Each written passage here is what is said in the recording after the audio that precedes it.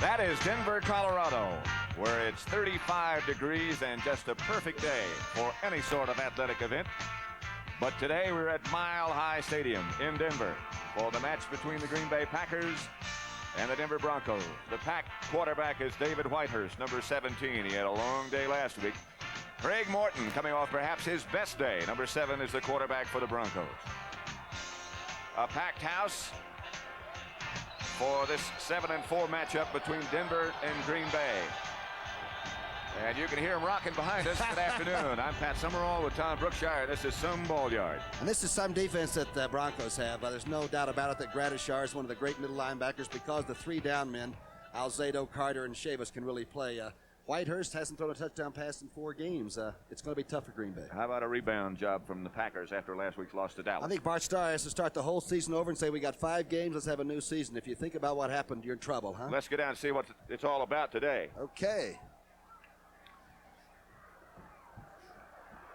Don't forget, it is natural grass, and I mean a good turf down there, and the players will love it. We hope you do. It's a great place. Lonnie Perrin will kick off, and Steve Odom is deep for the Packers. Good kick. Odom will handle it at the 2. Looking right into a very bright Colorado sunshine. Odom has got the speed. And one more block, and he might have been gone. He did that the whole day against Dallas. He almost kept the Packers in that football game by runbacks. Let's set that Packer offense then. That's the offensive line. Stokes, Goforth, McCarron, who's been there for a long time, young Mel Jackson, and Cook, of course, the second-year guy out of Arkansas. The backfield, David Whitehurst, the quarterback. Turdell Middleton, number 34, one of the running backs. Big Barty Smith, the other. Those are the wide receivers. Lofton, the rookie sensation. Thompson, Andre, and, of course, Rich McGeorge. And Turdell Middleton is healthy for the first time in about 3 weeks, I'm told, Pat. A glorious day. They look at that 3-man front from Denver. We'll set them in just a minute. Randy Gradishar, Tom Jackson, and the rest of that swarming Denver defense. Watch it. This is solo tackle number 101 for Gradishar. Remember, the 3 guys up front control everything, and you can see Gradishar going to work. Here's the defense. Chavis, Carter, Alzado, not big on the pass rush. Those the linebackers. They are big and they are very quick. And they drop back beautifully on pass defense. That's the secondary. Lewis Wright is not playing at left corner. Bernard Jackson is in there. 2nd and 9 for the Packers. Barty Smith straight ahead. The line of scrimmage was the Packer 30. Barty Smith goes about 240 pounds, and again, the middle of that Denver defense stacks him up. This is the tough play for Bart Starr's offense, at least for the last 3 or 4 weeks. 3rd down, they're clicking on like 41% is all. Bart looks very dapper today. Gosh, how's he getting by without wearing a big coat? It's cool enough to wear a coat, isn't it? It's 35 degrees. It's sunny on that side, though. So it'll be 3rd down. Looks like about 5 for Green Bay. Thompson comes to the right. Number 80, Lofton, split wide to the left. Whitehurst, first pass. Good protection. Rich McGeorge will not get the first down. He's about a yard shy, but I believe I saw a flag being dropped on the play. I'll tell you, Tommy Jackson came up in a hurry. He's the linebacker that's too small to do anything but play all worlds. How big is he? Face mask, going to be a first down. 5'11", 220. Here's the delay to the tight end, number 81. From Little Elon College. He'll slip all the way to the far side. Linebackers will let him in there after the chug. Now watch number 57 come into this. 5'11", about number 210. 57, defense, first down. The violation is against Jackson. The referee's voice you just heard is that of Dick Jorgensen. That's the final score. Tampa Bay 31, Buffalo 10. Buccaneers record now is 5-7. Buffalo is 3-9. First down Packers at the 44, their own. Whitehurst to Lofton. There's no place to go. He's still struggling, but he might as well have gone down the first time he was hit by Lyle Alzado. 34 defense. Once in a while you'll fire a linebacker. Watch the linebacker on the right side, Rizzo, stick his nose in. Now this play should have been a pretty good call against it. But watch Alzado from the defensive end spot come to the outside, and really that's what those guys look for. A 192-pound receiver that's hung up, so to speak. That's Bob Swinson. Steve Foley chasing now. Foley's number 43. So it'll be second down Green Bay. Loss at 6. Second at 16. 15 make it.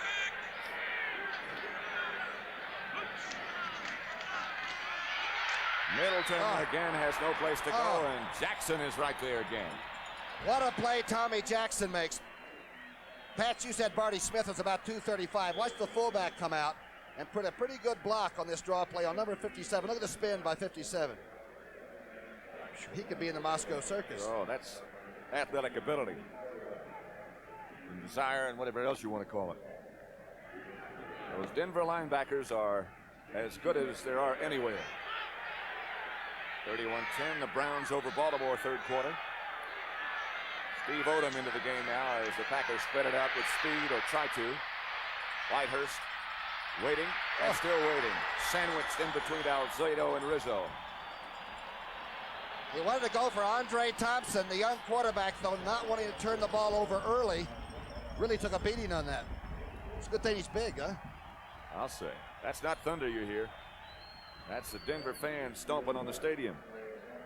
And they rock the whole place. 4th and 17. Charlie West is going to be returning. Upchurch, who's Mr. Dynamite in that department, is really limping right now. He can't do it. David Beverly is the Packer punter.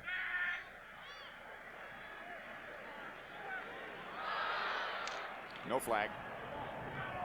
Beverly waited a long time. West steps out of a few. Denver will have it 1st and 10 at their own 33. Stopped by Greg Cook on the Packer coverage. So we have 11:07 left to play in the first quarter as Denver gets a chance to operate for the first time.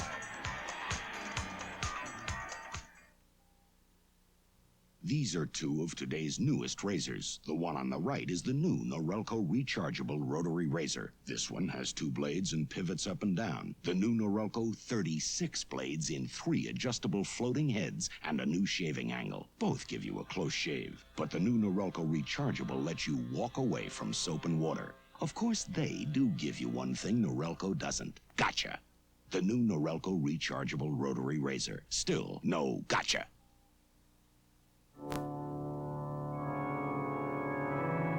Phantom of the night. Elegant. Elusive. Introducing the Phantom Cat, a bold, distinctive Mercury Cougar XR7 in midnight blue and chamois, with a hauntingly beautiful new face, elegantly styled, deeply cushioned, a luxurious Mercury Cougar XR7 called the Phantom Cat. Isn't this your year to join the cat set?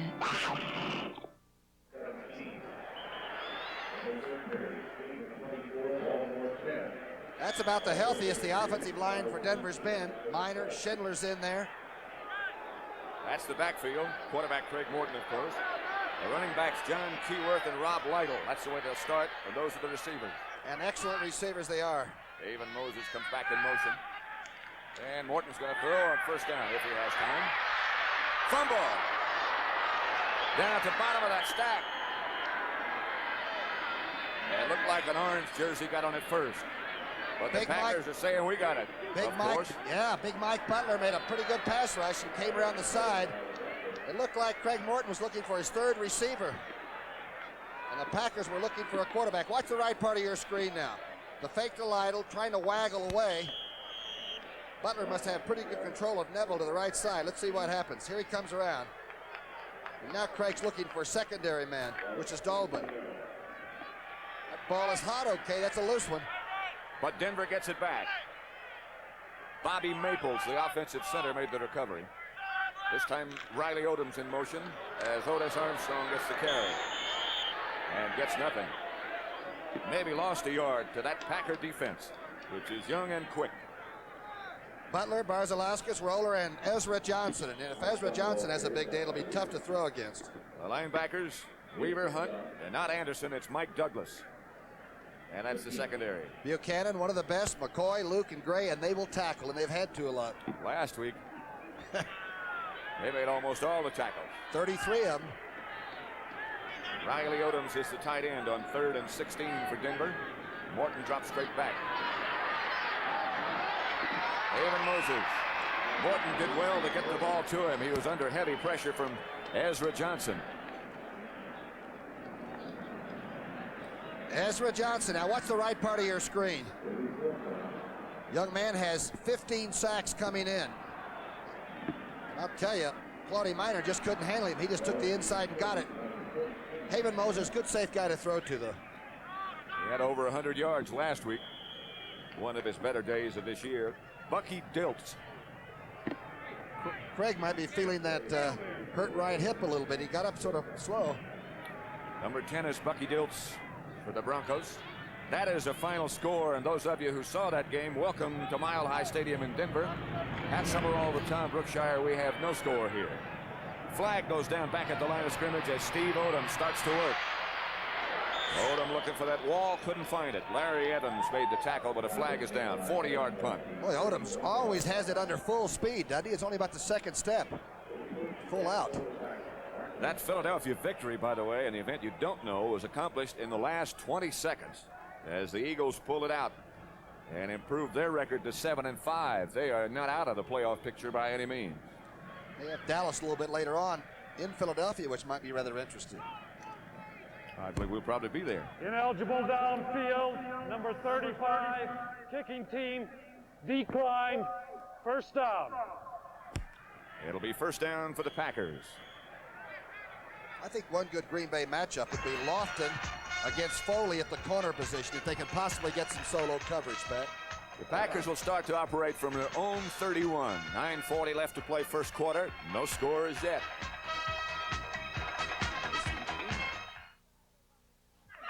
Welcome, everybody, to the light beer battle of the big guys. And there they are, two teams locked in mortal combat to decide the eternal argument over light beer from Miller. On one side, the big guys who think the best thing about light is it tastes great. Yeah, it tastes great. Tastes great. On the other side, the big guys who think the best thing about light is it has a third less calories than their regular beer. It's less filling. Less filling. Less filling. I feel strongly both ways. I tell you, this is really no respect. Blue is the violet and red is the rose. You don't pull, I'm gonna break your nose. The tension here is almost unbearable. Oh, you guys. They can't go on much longer. Something big has got to happen soon. Holy cow, look at that. Hi, Mickey. Hi, dolls. Light beer from Miller. Everything you always wanted in a beer, and less. I still don't know why they asked me to do this commercial. Harold Robbins' bestseller, The Pirate, becomes a powerful television event. Starting Tuesday on CBS, Harold Robbins' The Pirate. We're in Brookshire country today. Denver, Colorado at Mile High Stadium. 1st and 10, Green Bay.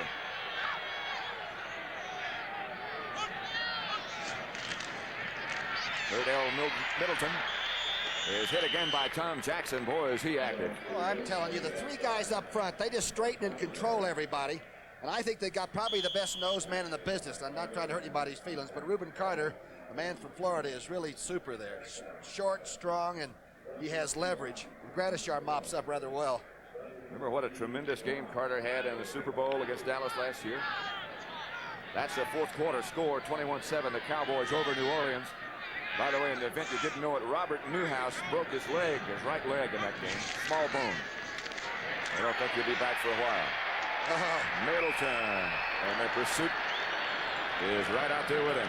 Louis Wright led the charge. Louis Wright wasn't supposed to play, but watch number 20 to the left of your screen now. Some pretty good blocks by the Packers on this play, and watch it just be stopped by a great play by the cornerback. Well, I wish I'd have done that. If I had, I'd have owned this Mile High Stadium at one time. You'd still be playing. Probably. This telecast is presented by authority of the National Football League. It's intended for the private use of our audience. Any rebroadcast or other use of this telecast without the express written consent of the Denver Broncos and the National Football League is prohibited. Flags down all over the place as Middleton missed the count. Heck of a catch by Rich McGeorge. Pass is to number 81. Middleton was in motion. You know, Turdell, even though we hear a lot about him now because he's up with Peyton knocking at the door for the rushing leadership, he's still only in his second year. And that might be the Packers' biggest problem is how do you get experience in such a short time? Chicago 13-7 over the Atlanta Falcons in the fourth quarter. We'll keep you posted.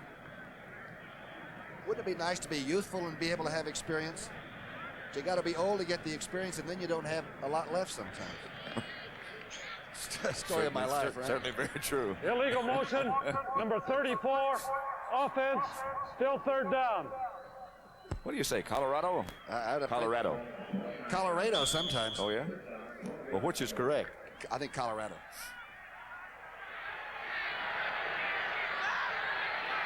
Steve Odom, Lofton, and Thompson.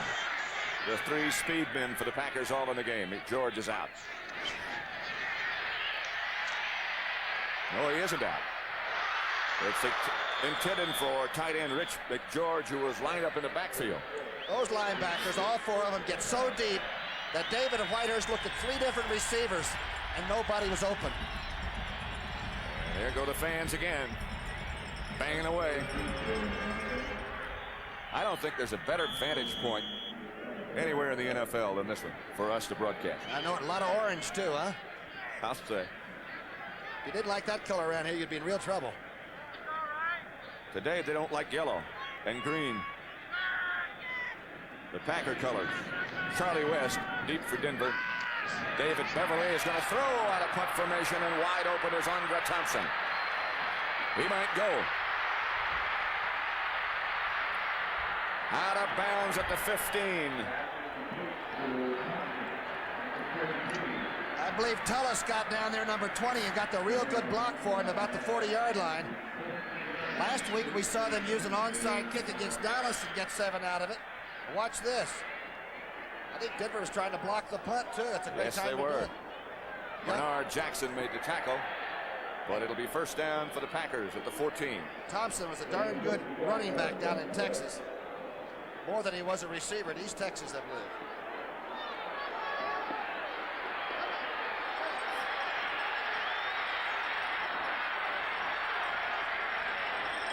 Packer first down, line of scrimmage, the Denver 15, they say. Barty Smith barrels inside the 5. Bill Thompson made the tackle, the safety man. Barty Smith, the man out of Richmond. He's waited about 3 years to really get it underway, and this year he's healthy. Over 3.5 yards a shot. He got in there pretty clean. That was a good hole. He almost got a first down, close enough for them to measure. The Packers throw a pass out of punt formation and get deep in Denver territory. They might have a first down to go with that. They do. It'll be at the Denver 4, first and goal, Green Bay. This is where the Broncos play so well, especially last week against Cleveland in the first half. But how many times can you be forced inside your own 5? The running backs for the Packers are Barty Smith, 33, and Terdell Middleton, 34. It's Middleton. About a yard before he was wrestled down by Randy Gradishar. Probably behind the line of scrimmage. Again, down to that close, it's strictly reaction anyway. First thing Gradishar sees when the guard blocks over, he's got to move. He did.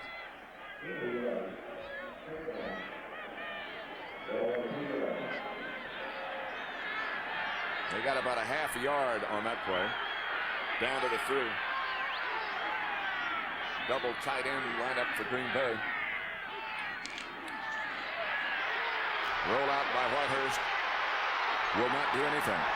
Maybe a yard before the nose tackle. Reuben Carter came out. Whitehurst is trying to flood the right part of the field with some receivers. Gets pretty good protection. Cook's out in front. Mel Jackson. There's just nobody open. Again, that's great linebacker play, and Reuben did make something tackling from behind. The St. Louis Cardinals have defeated the Washington Redskins by that score. Those of you who watch that, welcome to Mile High Stadium in Denver, where we have no score, but the Packers have it near the Denver goal line. It's third down. Middleton. Not quite. Bob Swinson led that charge. They need about a yard. And here comes Chester Marco. They'll try to settle for 3. You got to give the Denver defense comes out with a +4 points even if he makes it. Watch this play against Turdell Middleton, who has 9 touchdowns. Look at Reuben Carter, 68. He's already beaten the blocker. Look at this play right there. Bob Swinson. Big man from California. And everybody else. Whole team. Marco with Bobby Douglas holding. This will be a 19-yard effort. He's 8 for 13, Patrick. Down the pipe. Packers under Bart Starr break on top. A 19-yard field goal by Chester Marco. After they completed a pass out of punt formation, they lead 3-0.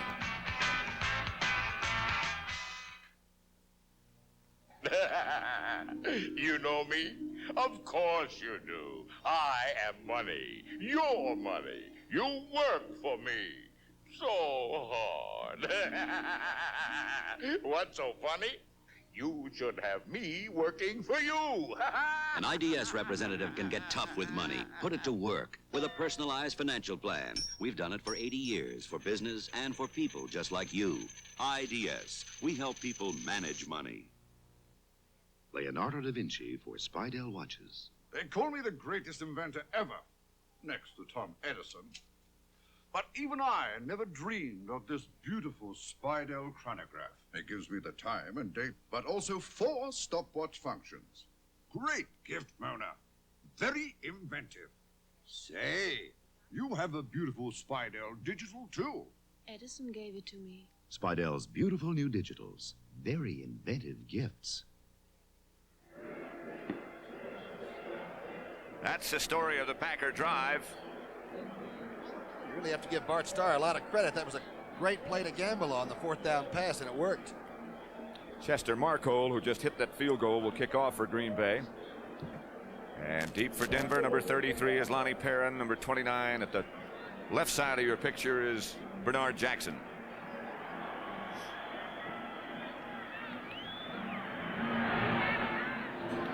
It'll be Perrin. From his 8. A flag is down. The tackle is made by number 51 for Green Bay, Jim Gueno.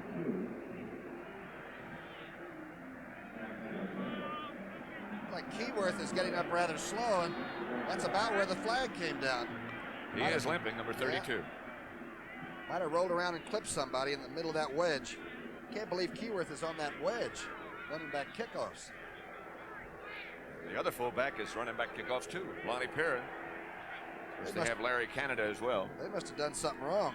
Red's after him. Personal foul, clipping number 40 on the run back. First down. Charlie West. Charlie West getting into this. Let's see if we can pick out number 40. There the wedges that we just spoke about is going up. Oh, I see Charlie right to the left center of your screen. He did hit him in the back, didn't he? Yes, he did. Lonnie Perrin and Rob Lytle are the Denver running backs, and this would be Lytle. That's some pretty good yards, about 6 in fact. Don't forget the Thanksgiving Day Family Sports Special, which includes the Moscow Circus, the Calgary Stampede, International Women's Gymnastics, including Nadia Comaneci. Thursday at 1 p.m. Eastern Time. The Family Sports Special. Moscow Circus is always an incredible sight, isn't it? I should have been in that, but I couldn't qualify. Couldn't find out where Moscow was. 6-yard pickup by Lytle, make it 2nd and 4. Lonnie Perrin and Otis Armstrong's now the running backs, and the option play to Perrin.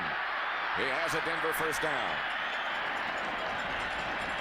Mike Hunt made the tackle, number 55. Otis Armstrong gets a pretty good block, too. Watch the right part of your screen. Neville and company are cutting people down. Watch Otis now. Just peel back. Take care of Weaver, the linebacker. When they run that option, I wonder what the odds are that Morton will keep it. Well, everybody would like for him to keep it, but he's a very bright fella. Seattle 13, Kansas City 10. That's a fourth quarter score. As Red Miller continues to alternate his backs, it'll be Lytle and Perrin this time. It was Perrin. And again, Michael Hunt. But you know, Miller's been doing this, and because of that reason, he has pretty fresh and healthy backs this late in the season. He's got everybody with about 300 yards or above 260, and nobody in the top 10. But I guess it's better to win football games than to worry about individual stats. And now another one of those running backs checks in. Preston. Dave Preston, number 46, with the play from Morton. You saw him perhaps stop by and whisper to Craig. 2nd and 6. Odom's in motion. Morton standing in and throwing successfully. I believe that's Jack Dobbin, the receiver, hit by Mike C. McCoy. And Mike really stuck Dobbin. I've always liked Dobbin, even when he was in the Wiffle League, the WFL. This little guy has about 4 or 5 speed, and he always caught it well in traffic. And watch the traffic around Craig Morton. If you want to be a quarterback, just take a look at some of these sometimes. That's hazardous pay. Good throw and a great catch. And Morton stood right in there. There's Red Miller. Done such an outstanding job here for so many years as an outstanding assistant coach. This will be Lytle. And again, he rolls for good yards. Johnny Gray, number 24 for the Packers, made the tackle. Watch the blocking. All right, watch Schindler now. Big kid from Boston College, right in the center of your screen. He'll hold for a minute and then pull outside. Claudia Minor cuts off, and Schindler peels off to the outside, and it's not an easy team to run against. Dallas made it look that way, but they're a good, tough bunch on defense. Behind the play now. And Lytle does it just like a Michigan player should, pretty darn well. Schindler was 67 out in front, and now it's Otis Armstrong and Lonnie Perrin. Only Armstrong remained for a moment. Now he moves back with Perrin. The option to Lonnie Perrin, but this one was well read by Green Bay. You don't think Ezra Johnson can run, do you? Dallas on their way now, huh? 4th quarter score. With Washington losing today to St. Louis, and Dallas ahead of New Orleans like that, it really sets up quite a match in Dallas next Thursday. Cowboys would be 8-4, and so would Washington. I tell you, it's going to get tight. I think it all may go down to the last Sunday. I'm worried about us being alive. Well, of course, Washington plays the last Saturday against the Chicago Bears. And Dallas finishes against the New York Jets in New York. Intended for Riley Odoms. He was hit just as the ball arrived by Steve Luke. Packers are putting a lot of heat right now on Craig Morton, Ezra Johnson and company, and Butler. Here's Odoms, the big tight end, one of the best, I think, in football. 6'4.5", and ball was on target. Might have had too much on it. Craig really whistled that one. Looking right back into a bright sun also.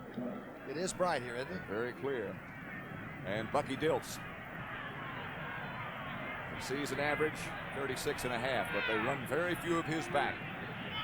He keeps it up there a long time. Long count. Bobby Maples, the center, is saying something's wrong with the football. Maybe it's got too much glue on it. Well, he thought number 21 jumped over the line, and then Maples made the first move. Well, maybe he does have something on it. They used to stick him. Getting another one out of there, isn't it? Anyway. What we used to use, pine tar or some sophisticated something like that? I don't know. I can remember some days when you would try to kick, it would stick to your foot. And now Dilts with a new ball. Again, a long count. The Packers are not trying to block it. A high kick from Bucky Dilts and a good one. Odom lets it bounce into the end zone. A 47-yard punt by Bucky Dilts, and with 1 minute and 50 seconds left to play in the first quarter, the Packers lead the Broncos 3-0. Out Our little cats from Lincoln Mercury are tough on competition. Starting with October 6th production, our Bobcat wagons have more standard equipment than last year. And Bobcat's sticker price, as shown, is $41.42. Yet comparably equipped, it's $161 less than a 78. Right on, Bobcat. Zephyr wagon, comparably equipped, is priced over $500 less than Toyota Corona wagon and rated 23 cubic feet roomier. That's great, Zephyr. You'll find big values at the sign of the little cat. Take any razor available in America. Any razor. Now there's an electric shaver that will shave as close or your money back. The Remington XLR. Remington can guarantee a close shave because only Remington has this remarkable three-part system. The first head shaves close, the second closer. The unique intercept cutter is designed to shave longer hairs. The Remington XLR. It shaves as close as a blade or your money back. Next Saturday on the CBS Sports Spectacular, see highlights of the LA Times 500, plus the world's strongest men competition. You'll say, you saw it on CBS Sports. The Packers lead 3-0. That's how the West was won, huh? The Pony Express, they call it. A lot of them out here. Barty Smith bangs away for 4 or 5, protecting the football, both arms wrapped around it, stopped by the two linebackers, Bob Swinson and Randy Gradishar. Watch how they operate. Remember, this defense now is averaging about 11 points scored against it a game. That is quality.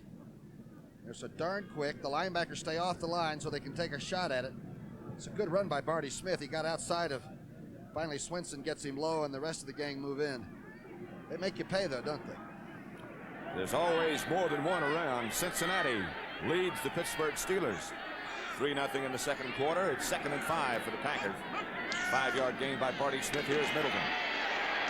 And that's his best yardage of the day. Near a first down, and perhaps he got it. Well, Gradishar might have overrun it that time. Middleton cut back, and everybody sort of overruns it. Let's see what happened on that. From the 3 now. See if the linebackers overrun it. Gradishar looks like a pretty good position at it. He gets caught outside with a safety man. Middleton's only about 192, but he's got legs like a horse. Don Latimer is now the nose tackle for the Broncos in that defense. Gradishar fakes a blitz, steps up into the hole, and Middleton again gets 3 or 4. Part of our production meeting last night preparing for this game was talking to Bill Cosby about football. Cos set us straight on the way football really is supposed to be played, Yeah. right? He's got some very good ideas. Yes, we certainly did. Told us about the team he played on when they only had one pair of shoes, and they gave the left halfback one on his right foot so he could cut, right halfback one on his left foot so he could cut.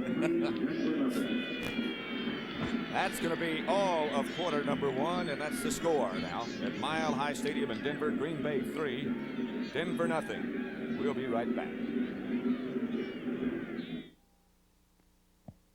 Homeward bound, coast of New England.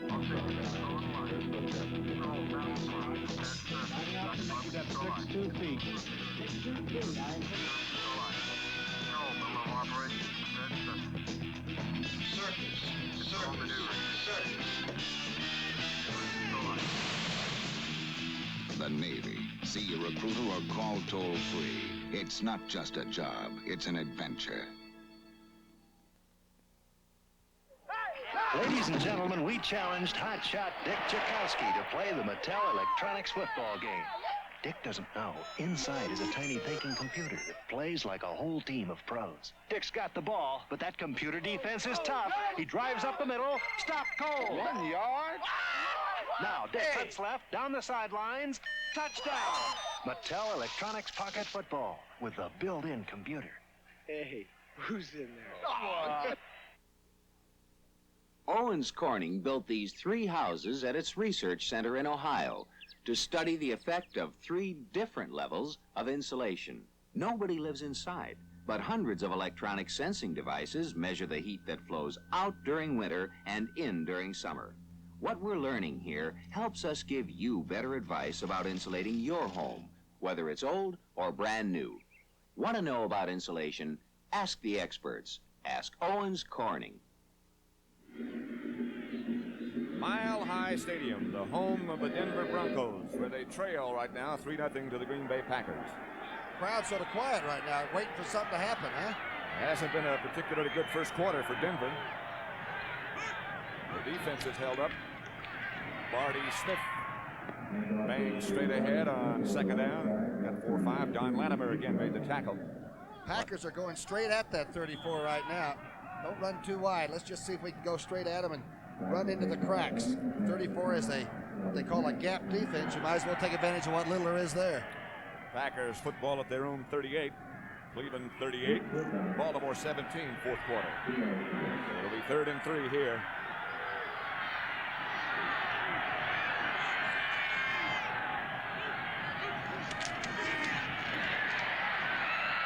Smith might have a Packer first down. The word on John Keyworth of Denver, by the way, the fullback number 32, is that he has a bruised muscle in his right hip, and he may not be back. I noticed Latimer was playing the nose on that last play, and looks like the Packers have decided to take off the gloves and play old Green Bay type football. And they're doing it pretty well. Close enough for referee Dick Jorgensen to say let's measure it. Barty Smith has 5 carries for 26 yards, by the way. 3rd and 2.5 or 3 is a lot different than 3rd and 15, which Whitehurst was facing earlier, huh? Packer first down.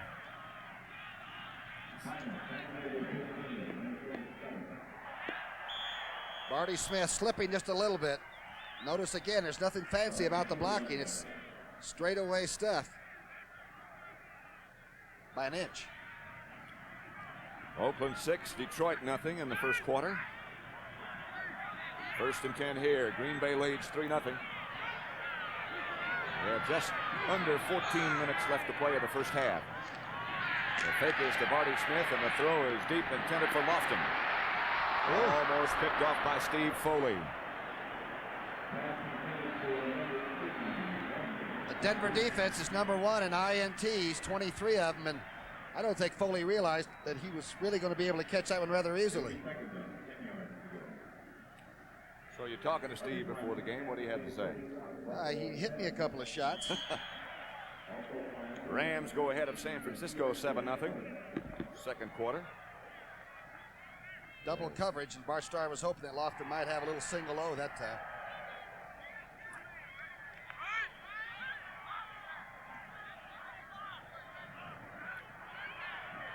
Thompson comes wide to the left.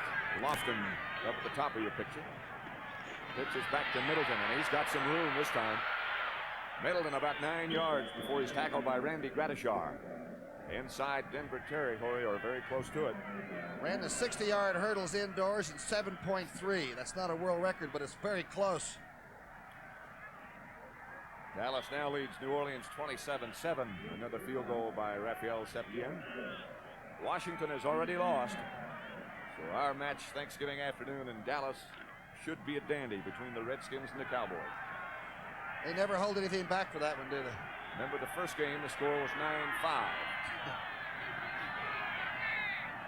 Short yardage Green Bay, and Barty Smith hurls his body over the top enough to get a first down. Packers, of course, are aware that Minnesota has already lost.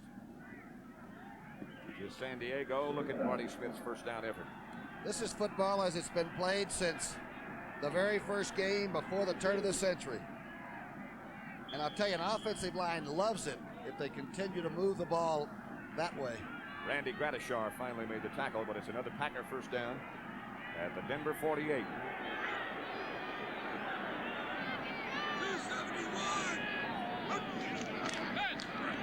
Barty Smith again, and again he rips for good yardage before Reuben Carter, who's back in as the nose tackle now, made him fall to the turf. Here's the blocking on the linebackers. Watch now at the top of your screen, number 71, Mel Jackson. They'll go through there and they'll really take care of the outside. That time Tommy Jackson was cut completely down. And Reuben Carter just couldn't seal off all the way to Chavis, who had been run off the line of scrimmage too. Larry McCarron The offensive center for the Packers doing the job right now. Look at that. That is Nate Simpson. Behind the blocking of Barty Smith before Bill Thompson took him down. Remember what Lyle Alzada told us before the game, and that in an earlier game this year that the defense was on the field for over 40 minutes of the football game. Against San Diego, wasn't it? Against San Diego. They've been out there a long time already. 7-3. The Steelers have recaptured the lead in their battle with Cincinnati.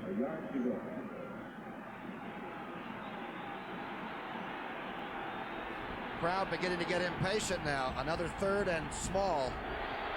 Line of scrimmage is the Denver 39. 3rd and 1. Nate Simpson.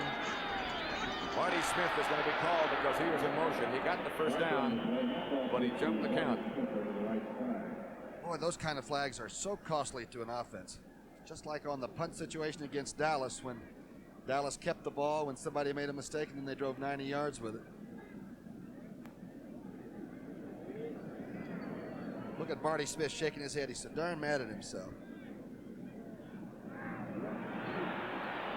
Had to be on Barty. And doubtless Denver will accept. Young man from Furman is quite a young leader, but he is extremely young. That would be David Whitehurst, the Packer quarterback. 11 minutes and 36 seconds left in the first half. Packers lead it 3-0. Pat Summerall with Tom Brookshire at Mile High Stadium in Denver. It is now the second quarter in that match. Oakland still leads 6-0 over the Detroit Lions.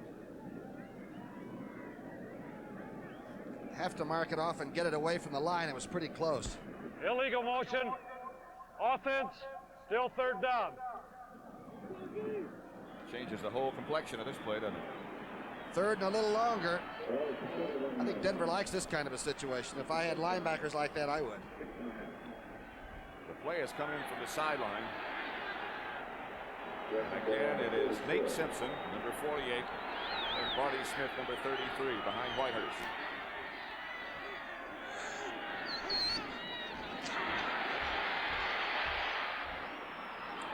Caught momentarily and then dropped by the fullback, Barty Smith. They're out of field goal range. Bob Swinson on the coverage. Now listen to the crowd encourage that Denver Bronco defense. That Swinson's got about 4.6 speed too, and he caught Barty Smith. Smith made a pretty good lunge at a pretty well thrown pass. David Beverly back as Bart Starr goes over and converses with his running back Barty Smith. Charlie West back deep for Denver. And Beverly is a throwing threat now. We no longer take him lightly. That's what set up the Packer field goal in the event you joined us late. A high kick and a good kick. Charlie West puts up the hand. Ball goes in the end zone. 44-yard kick by that man, David Beverly. So with 11 minutes and 19 seconds left to play in the first half in Denver, the Packers lead 3-0.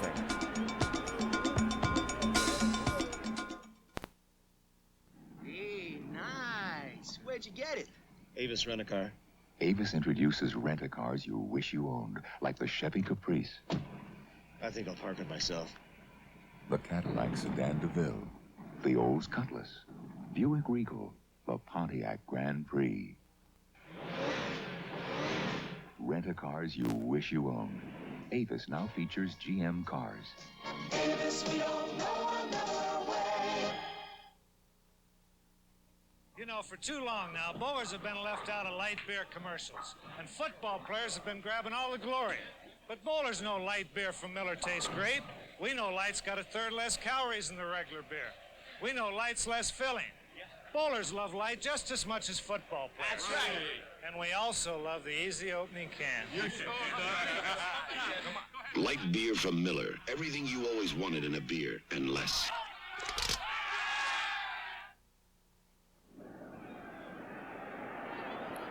It was 35 degrees when the game started. As the shadows come across the field, it's got to be a little cooler than that now. Greg Morton on a Denver first down. Nothing doing. Lytle, the ball carrier. Mike Butler, the big defensive left end, made a good play too. Those are the Green Bay bookends, those #1 draft choices from a year ago. Craig, by the way, is 2 for 3 now for 25 yards. It's a pretty good secondary. Packers have some guys that can play the pass very well. Dave Preston and Ronnie Perrin now the Denver backs from their own 21. Packers fake a blitz. It was not a fake. Woo. No flags. It looked like Green Bay might have been offside, but no. Mike Douglas led the blitz. Watch that right linebacker come now. Watch to the right of your screen. You will see a speeding bullet. Wearing number 65. There's the safety blitz, and they weren't faking it. They were coming with it. Greg Morton with the pressure on. Mike Douglas. And so Denver goes a little bit deeper into their own territory. It's 3rd and 19. Again, they fake the blitz, and again, it's not a fake. A quick trap up the middle to Ronnie Perrin.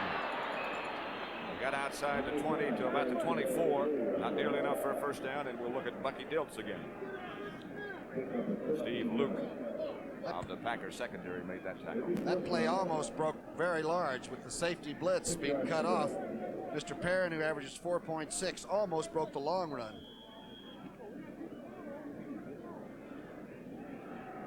The dangerous Steve Odom will try to return this punt from Bucky Dilts. Odom with a great speed.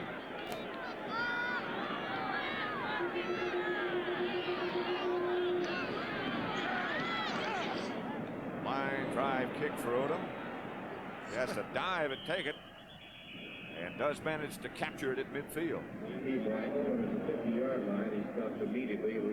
Not bad field position for Green Bay.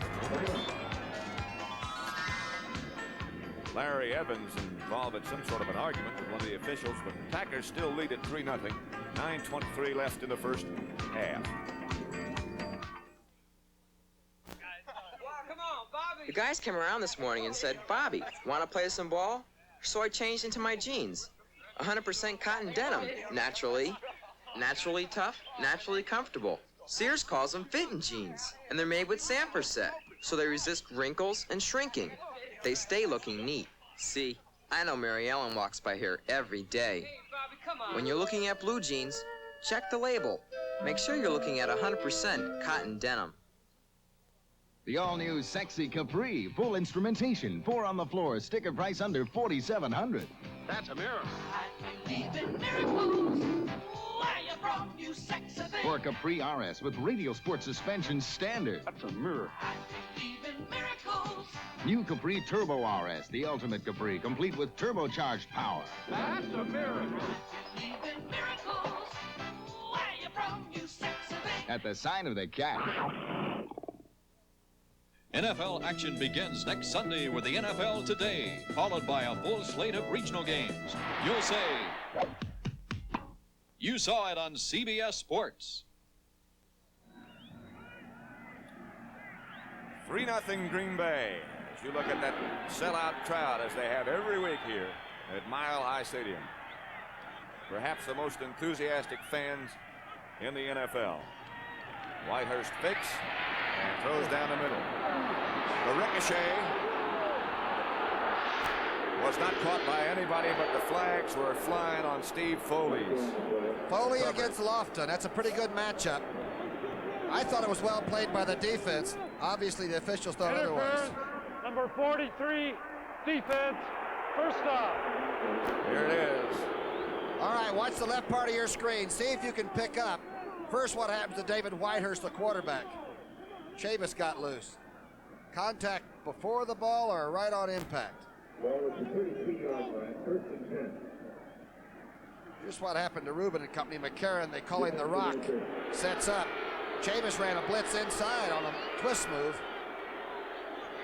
First down Packers in Denver territory. They start this one from the 33. They won't get much out of this. Jim Culbreth. Packers have been rushing that football. Denver only allows about 130 yards average. And the Packers are over 60 already, and we're still in the second period. Galbraith only got about a yard on that carry as Gradishar and Barney Chavis made the tackle. Remember a name, Andre Thompson. Red Miller knows he's a very dangerous young receiver. He is split wide to the right, and Lofton comes left. Cordell Middleton and Galbraith are the Packer backs.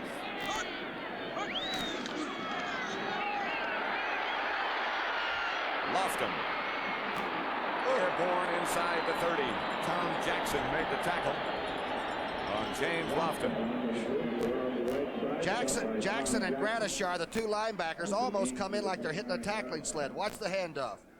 Turdell Middleton to Lofton, the young man that can long jump over 26 feet. Now watch the two linebackers. Oh, just one super job.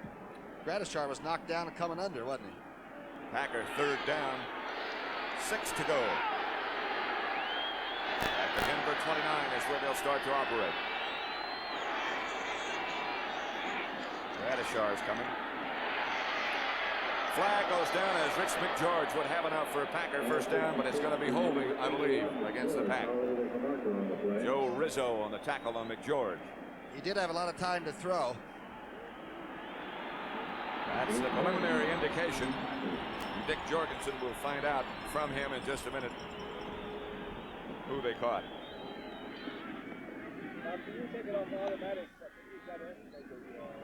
For a great defensive team, though, the Broncos do not sack people often. They put a lot of pressure on. Those of you who watched Dallas defeat New Orleans 27-7 to improve their record to 8-4, welcome to Mile High Stadium in Denver. Pat Summerall with Tom Brookshire. That's our score. A 19-yard field goal by Chester Marco. Holding, number 54, offense, still third down. Larry McCarron. They caught the rock. Watch the center now. Let's see who he grabs, the linebacker. He did tackle Gradishar just a bit. It'll be back to a third down situation for Green Bay. They need 16 now. Lofton, Odom, and Thompson all in the game for Green Bay. Good protection. Ball's thrown a little bit low, intended for Jim Culver. And the Packers, because of that penalty, will have to punt. They're out of Marco's range now. I'll tell you, Chavis showed up and made Whitehurst throw the ball low and behind. Looked like it should have been a completed pass. Here's the action. You see Alzado right in the center of your screen battling. Chavis takes inside, finally gets to the quarterback on all fours. Somebody gave him a hit, chop to take him down.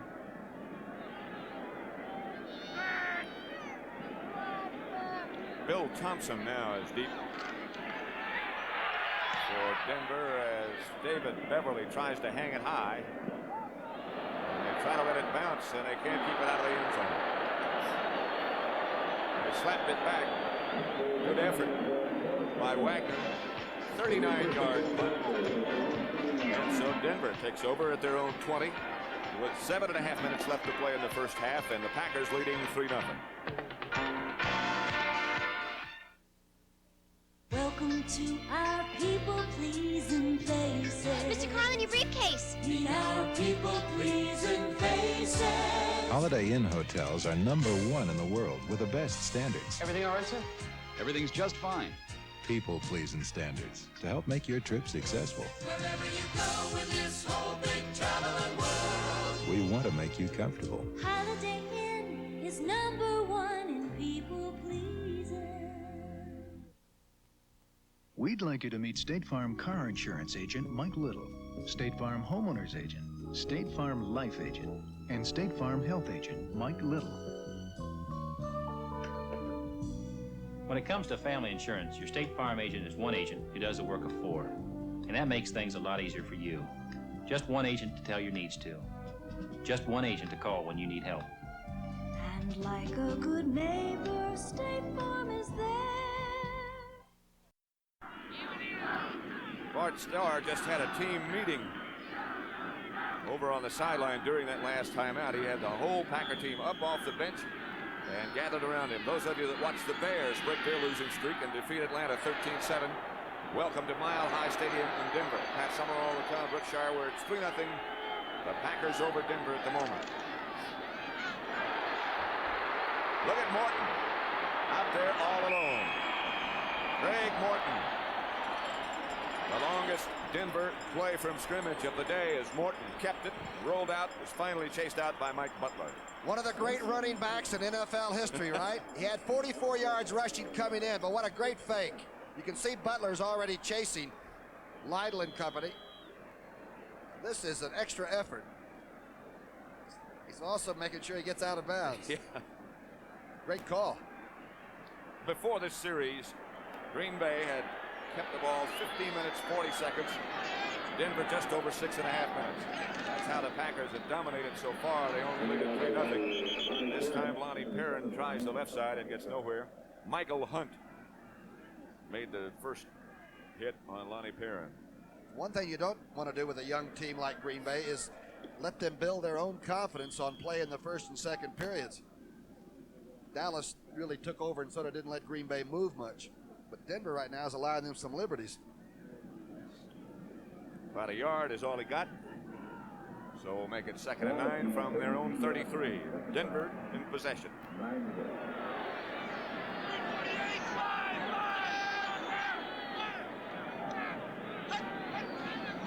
Morton drops.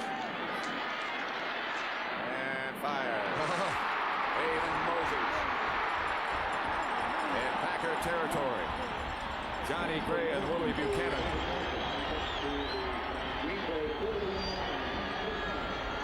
Here's the pass to number 25, the man that really put the Broncos into the Super Bowl. Boy, what a great bunch of playoff games he had. He just curls it up. Craig Morton stepped through a sort of a crack in that defensive line and threw a real strike.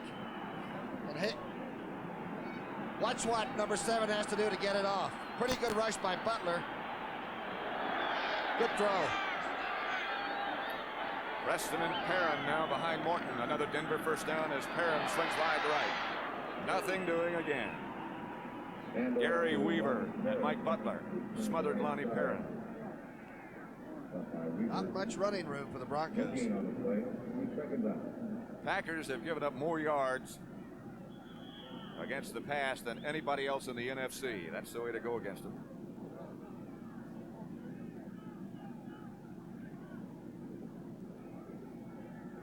That's the final score now. Seattle defeated Kansas City 13-10.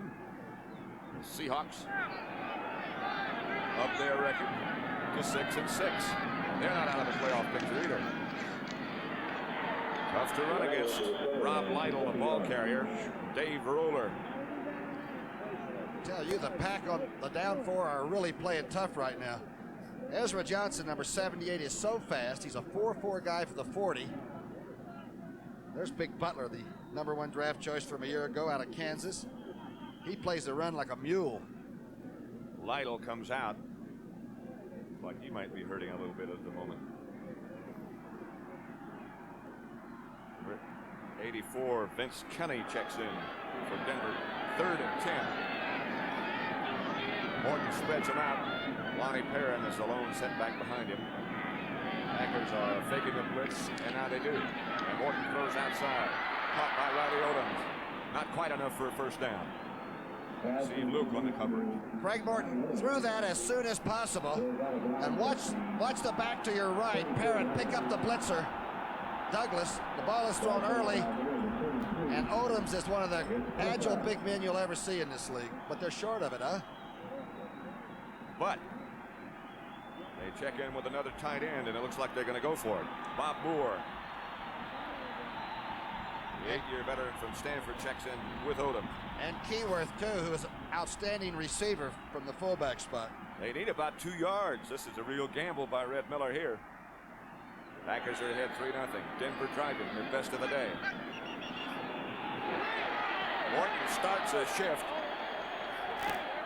And the Packers are furious that they were pulled offside by that Morton shift. The center might have been the call, not on the quarterback. Because number 7 never put him under. The walk-off is against Denver. And Dick Jorgensen will clarify this right now. False start. number 7, offense, 4th down. He did not put the hands under now, either one of them. If he did, he could not pull them away. He's going away from the line of scrimmage.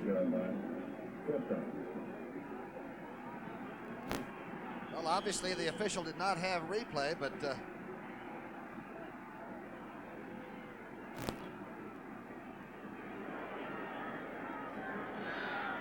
Bucky Dilson enters the contest. the official word we were just given is that you can't put your hands on your knees if you're the quarterback. Well, where do you put them? Guess you put them under the center.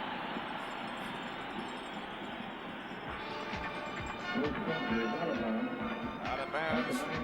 Goes Diltz's punt, stops the clock with 4.5 minutes to play in the first half. Packers still lead 3-0.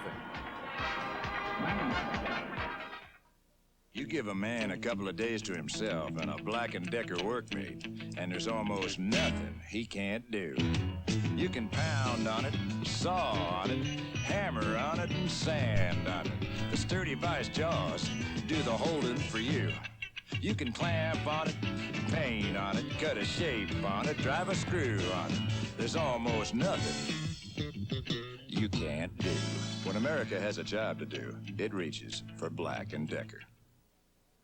Think of all the stereo receivers out there, all the sophisticated electronics, all the heavy price tags. Not one of these receivers has all the features found in JCPenney's remarkable MCS Series 75-watt receiver. Features like a graphic equalizer with LED readouts, an FM multipath deviation meter, an LED signal strength meter.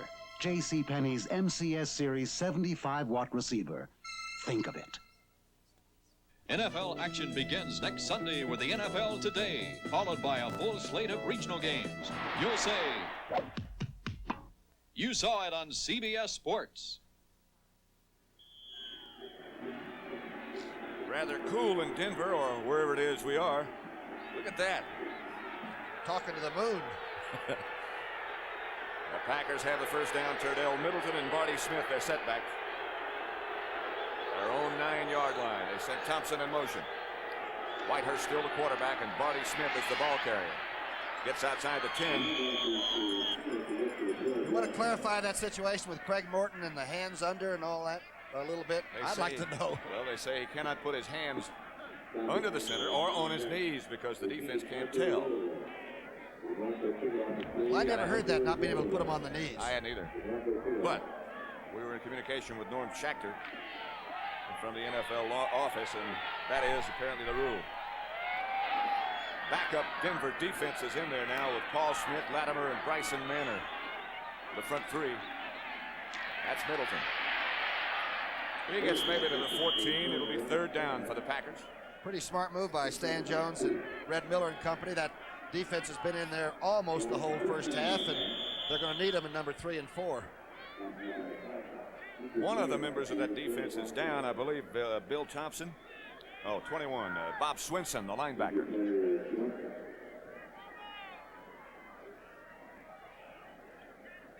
Rob Nairn comes in to take his place.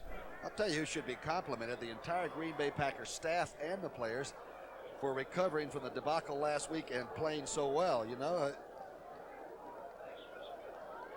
At halftime, don't forget the NFL Today with Brent, Jane, and Irv, and scores and highlights from all the other contests around the league. Highlights from the big St. Louis upset over Washington. Cardinals had lost 8 straight coming out of the post, and now they've won 4 straight. Chicago didn't do Atlanta's playoff hopes any. Atlanta's record after that loss to the Bears drops to 7-5. Los Angeles playing San Francisco. That game underway right now. We gave you the one score we had. The Rams were leading 7-0. Swinson to his feet. Doesn't want to come out. The raw bone one. No, he never does. Somewhere underneath that stack was Bob Swinson.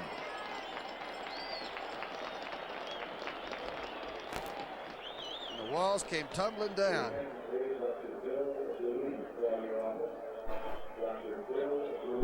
Bottom right there. There he comes.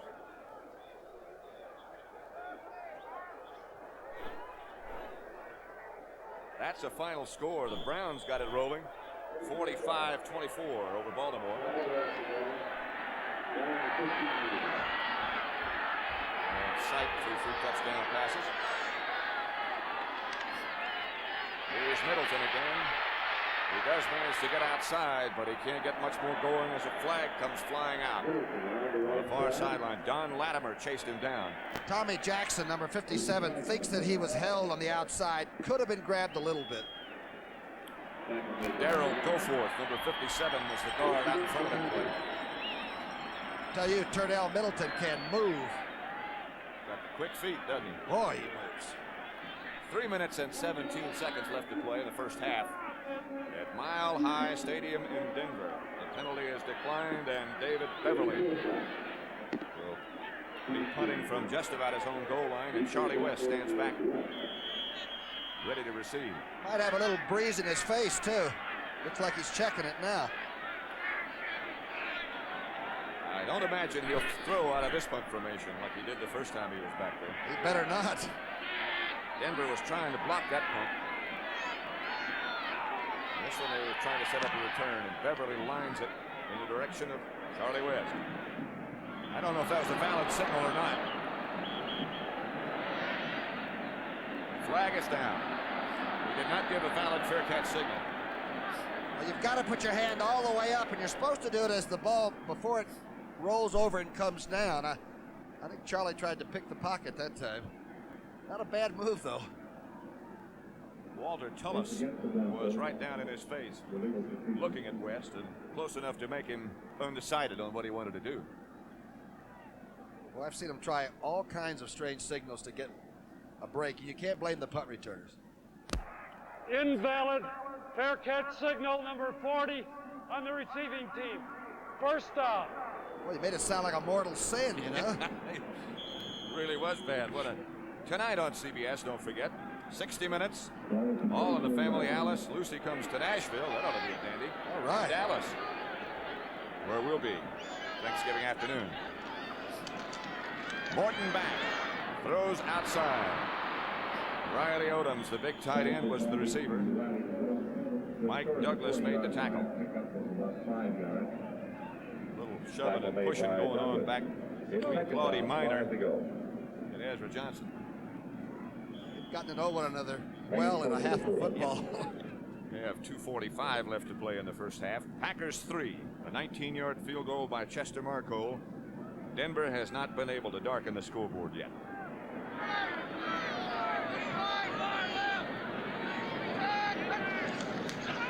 Morton drops again and fires. Haven Moses.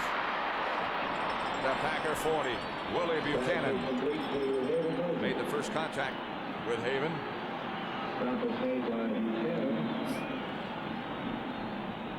Watch Moses now. Again, Riley Odoms, the tight end, is going down and cutting across and clearing out. This guy still runs a good pattern. 21 yards on the play. I tell you, Craig Morton's throwing the ball very well and down the middle. 21-yard pickup on that completion to Haven Moses. As Morton strolls over to the sideline, Red Miller and Bart Starr will be notified that there are 2 minutes left to play in the first half. It'll be a Denver first down, but the Packers still lead it 3-0.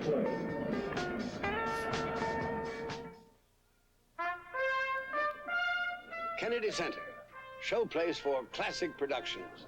An appropriate setting for the 1979 Lincoln Continental and Mark V.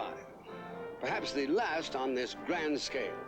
This year there's the Collector Series, the most luxurious Lincoln, roomiest sedan in America, and a Continental Mark V with its own elegant roof design. A Collector Series Lincoln or Mark V. They'll make this year a classic. This is one of the most advanced motor cars ever built, and it's equipped with one of the most advanced car stereos ever built. It's by Craig. Who else? A power play cassette system, AM/FM road-rated receiver with digital station readout that becomes an electronic digital clock when the radio is off. And it's designed to fit virtually anything you can drive. The DeLorean sports car is not available yet, but the Craig stereo is. Just see your Craig dealer. Who else? There's the meeting at the summit. Dick Jorgensen, the referee, and his crew during that last timeout, checking out their records. Craig Morton is 6 of 7 now for 86 yards. Lonnie Perrin and Otis Armstrong behind Morton. On first down, he's going to throw, and the Packers swarm. Mike Butler and Carl Barzalauskas led that charge, the 3rd sack of Craig Morton. And the 29th overall. This young bunch, they come. Once in a while you can fool them, and Dallas intimidated them. But I'll tell you one thing, with the linebackers filling in now, there's just not enough red shirts to go around. 9-yard loss, make it 2nd and 19 as Bart Starr checks with his staff, include Bill Curry and Zeke Bratkowski. 13-7. And 14-7. LA over San Francisco, and don't forget, we'll keep you up to date on all the scores and the highlights at the half, which is now not far away. Morton fires complete. Jack Dalton steps out of bounds, stops the clock. Morton got knocked down anyway. Douglas came over the linebacker and gave him a shot just to make sure he knew he was there. He hasn't thrown an interception. I'm talking about Craig Morton in over 100 throws now. That's a valuable quarterback to have playing for you. Number 7.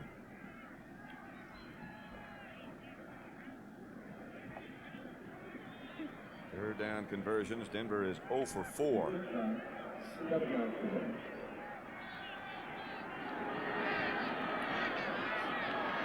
Armstrong and Perrin remain in the game behind Craig. Again, the Packers fake a blitz. And Morton finally says they are going to go through with it, and I'll take a timeout. Not a bad time to call with, though.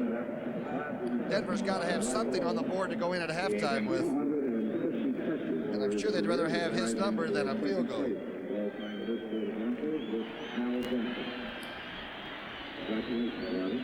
Tomorrow night on CBS, Bobby Vinton's Rock and Rollers, followed by MASH, One Day at a Time, and then Lou Grant. CBS will come roaring out of the gate. Bobby Vinton's Rock and Rollers? That's featuring Penny Marshall, Eric Estrada, and Stockard Channing. And Bobby Vinton, right? Of course, Bobby. And right after that, as I said, MASH, One Day at a Time, and then Lou Grant. Craig Morton's just been a different guy since he married lovely Susie and settled down here in Colorado, huh? That changes a lot of things. Two can live cheaper than one, right? Well, that's one thing it doesn't change. I know that's not true.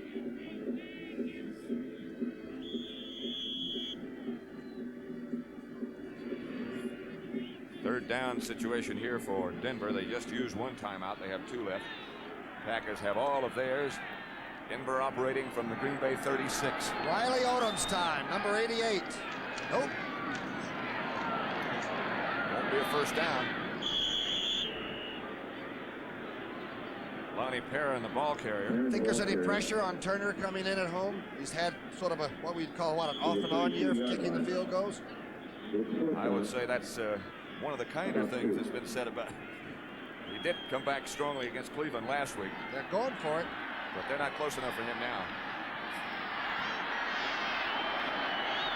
Lonnie Perrin is the lone setback, and Morton drops and throws. The rush was on again, and they will not make it.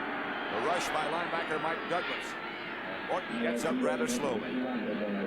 Watch where the linebacker hits Morton. Now remember, the right hip and back are both bothering the quarterback. I'll tell you, Douglas really gives him a good legal shot. Mike Douglas is playing an outstanding game this afternoon. The rookie from San Diego State. 6 feet, 225. Packers are a very young team. Very enthusiastic. Marty Smith and Nate Simpson, the running backs, and this is Simpson. The draw play will get 5 or 6 before he is dragged down by Lyle Alzado. Green Bay's kept their intensity level about as high as possible, especially on defense, and now it looks like the Packer offense has picked up because of it. There are a couple of good QBs in their time. There are the signals from Zeke Bratkowski. I wonder if they really know what those mean. 3-yard gain on that first down. It's second down at the 35. Hand off Barty Smith. And Big Barty barrels up close to first down. Reuben Carter was the first Bronco to make contact. Packers satisfied just to let it keep running. That should be the last play of the first half. And Green Bay has made Chester Marco's 19-yard field goal stand up. Those are the only points of the game so far. Looks like Barty Smith might be hurt.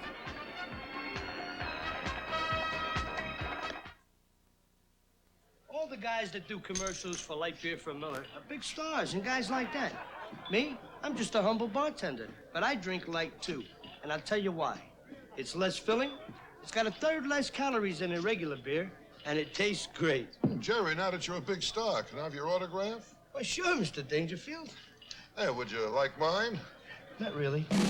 Light beer from Miller. Everything you always wanted in a beer, and less. How about my initials? Oh, the things people do to decide between two TV shows they want to watch. Well, now you don't have to decide anymore, because with Sony's Betamax video recorder, you can actually watch a show on one channel while you're videotaping a show on another channel. That way you get to see both of them, so you don't have to worry about dreaming up new ways of deciding. Okay, first one to the TV set chooses. Nobody builds a rust-proof car, but Ford Motor Company gives you lots of kinds of rust protection. Every Ford, Mercury, and Lincoln car built in the USA is built in part with rust-resistant steel, vinyl sealer, and aluminized wax. Every car body gets sprayed with primer or dunked in primer and electrically charged. That's rust protection. That's Ford built. Ford built doesn't mean perfect. It means trying to build a better car. Thanksgiving 1974, Dallas's Mad Bomber Clint Longley relieves injured Roger Staubach, and the Cowboys explode to a 24-23 come-from-behind win over Washington. You saw it on CBS Sports. Thanksgiving Day at 3:30 Eastern, CBS Sports presents Cowboys and Indians 1978 as the Washington Redskins do battle with the Super Bowl champion Dallas Cowboys in an NFC East showdown. The Cowboys will be gunning to avenge a 9-5 loss to the Redskins earlier this season. That's the Redskins and Cowboys Thanksgiving Day. You'll say, you saw it on CBS Sports.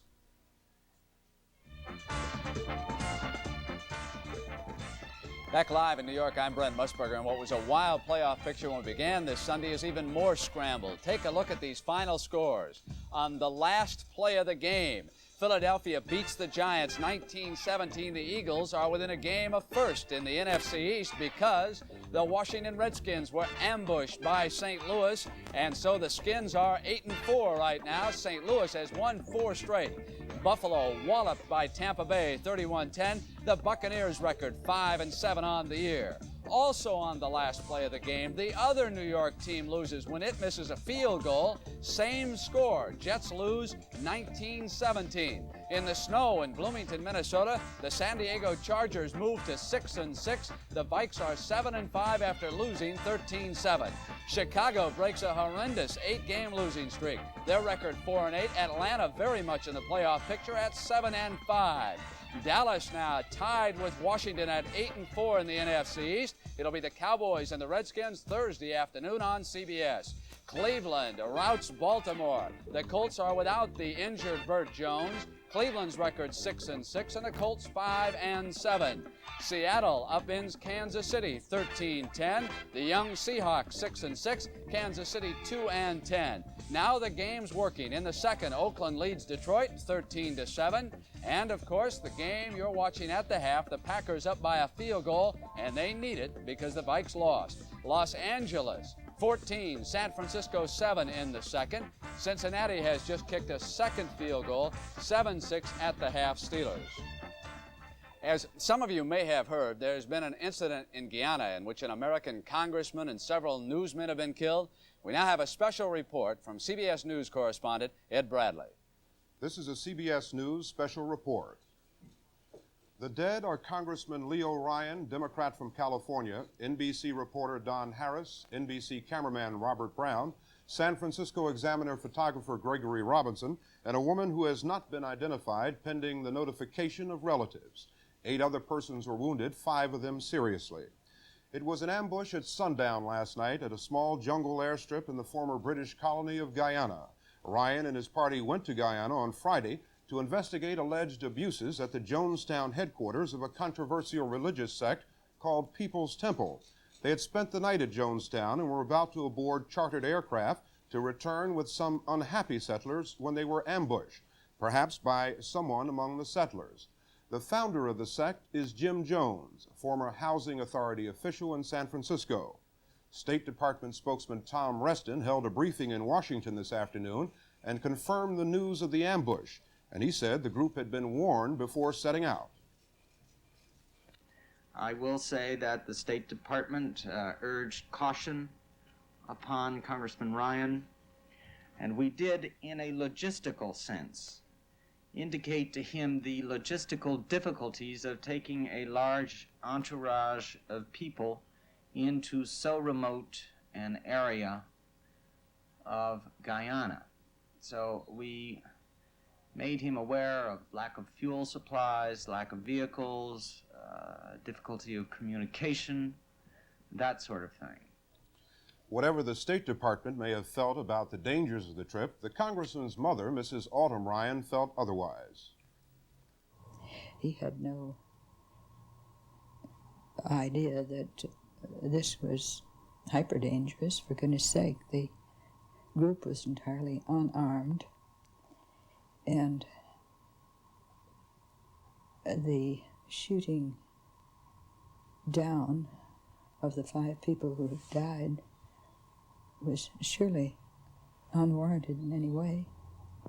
There was no justification in my mind, and it seems to me to be a great waste of potential ability. A spokesman for the People's Temple sect, still in California, has disavowed any participation in the violence in Guyana. An Air Force transport plane has taken the seriously wounded to a hospital at Ramey Air Force Base in Puerto Rico. The less seriously wounded are due at Andrews Air Force Base outside Washington later tonight. Ed Bradley, CBS News, New York. This has been a CBS News special report. And the NFL Today continues on CBS after these messages from your local stations.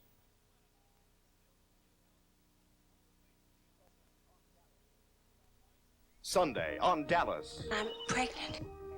You may not be the father of our baby. You tell me. Dallas, Sunday at 10, 9 Central and Mountain.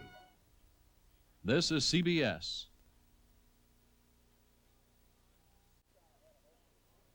Detroit has just gone ahead of Oakland 14-13 with just moments left in the second quarter in that game. I have probably one of the most exciting plays in the game, Philadelphia and the Giants. We have the Giants with the ball on the 28-yard line with 30 seconds left in the game. And Joe Pisarcik hands off the ball, but he fumbles it. And Philadelphia's number 46, Herman Edwards, runs in for the touchdown. The Eagles win it 19-17. See here, Brent, he didn't quite get a hold of that snap. And that's how the Philadelphia Eagles got that touchdown. Then we have a study in contrast with the coaches on the sideline. We see Vermeil with a sweet taste of victory. And then right here, the agony of defeat. That's right, over the other sideline. Is that how you say it, agony of defeat? 1917, the last play of the game. All Pisarcik had to do was just get down on the football, fall on it, and let time run out. The Eagles were out of timeouts, and they lost it.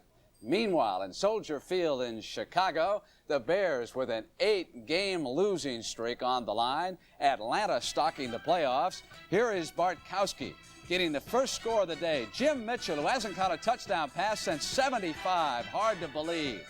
Now watch John James. Back to punt. Gets the rush. Now watch on the block because here comes Jerry Myers. Doug Beck was the one who blocked it for the Bears. Avellini in as Phipps was injured. And Harper gets down to the Atlanta 2-yard line. And here is Walter Payton. Gets the call up over the top for the touchdown. 10-7 now. Chicago on the lead. And the Bears are indeed hungry. All right. And Bartkowski fumbled. Mike Hartenstein was able to come up with it for Chicago. Now watch this next sequence coming up. Here's Atlanta trying to get in. Can't do it. And that ends it as Chicago wins for the first time in 9 Sundays. And the story down in Irving, Texas, where we'll be headed on Thanksgiving afternoon for that showdown between the Washington Redskins and the Dallas Cowboys. The story this afternoon, Tony Dorsett of the Cowboys. Now watch Dorsett. This is going to trigger a fight. Face mask penalty coming up. Clarence Chapman grabs the face mask. Run out of bounds in front of the Cowboy bench. And look at him jump all over Chapman. After it was broken up, New Orleans had a 7-point lead, and that seemed to spark the Cowboys. They came right back after the incident, and it was Tony Dorsett getting the call here for the touchdown. That tied it at 7. Now watch this sequence. Staubach, late in the first half, goes to Tony. Tony celebrates, but he was at the 1-yard line, not quite in. But he was okay. He didn't hurt himself when he slipped there in that last sequence. Here he is, slithering and shaking, 58-yard run down to the 11.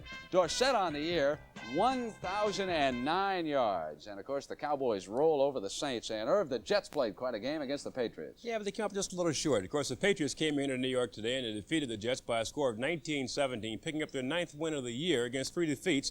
And the Jets, of course, now go to 6-6. In the first quarter, Steve Grogan goes to the air here, and he overthrows his receiver, Burgess, and the ball's picked off by Burgess Owens. He takes the ball around the 49-yard line and slithers upfield along the left sideline. Looks like he's going to break free, but number 14, Grogan, tackles him at the 1. The Jets later scored and led 7-0. Grogan comes back to the air again, this time hitting Stanley Morgan. He goes down to the 19-yard line. A few scores exchanged. The score is tied 10-10. New England with the ball again, this time Horace Ivory going over his right tackle, gets in for the score, 16-10. New England. Matt Robinson substituting for Richard Todd, who injured his shoulder, throws a bomb here to Wesley Walker. He goes in, and the Jets take a 17-16 lead. Here's the field goal, Brent. Missed, and that's where it ended.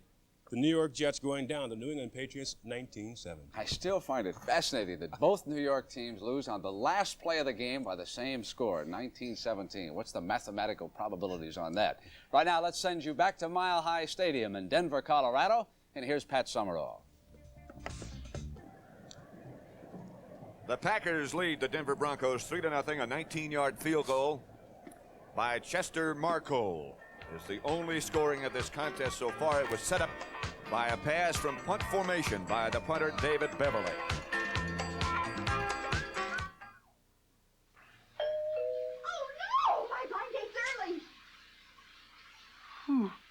You sure didn't spend any time getting dressed. Linda, tell him I'll be there in a minute. Maybe he'd look better in Hager slacks. Or Hager sport coat and slacks. He could even afford a Hager vested suit. And that's a look I can't afford to pass up. Oh, Hi. Susan? Close enough.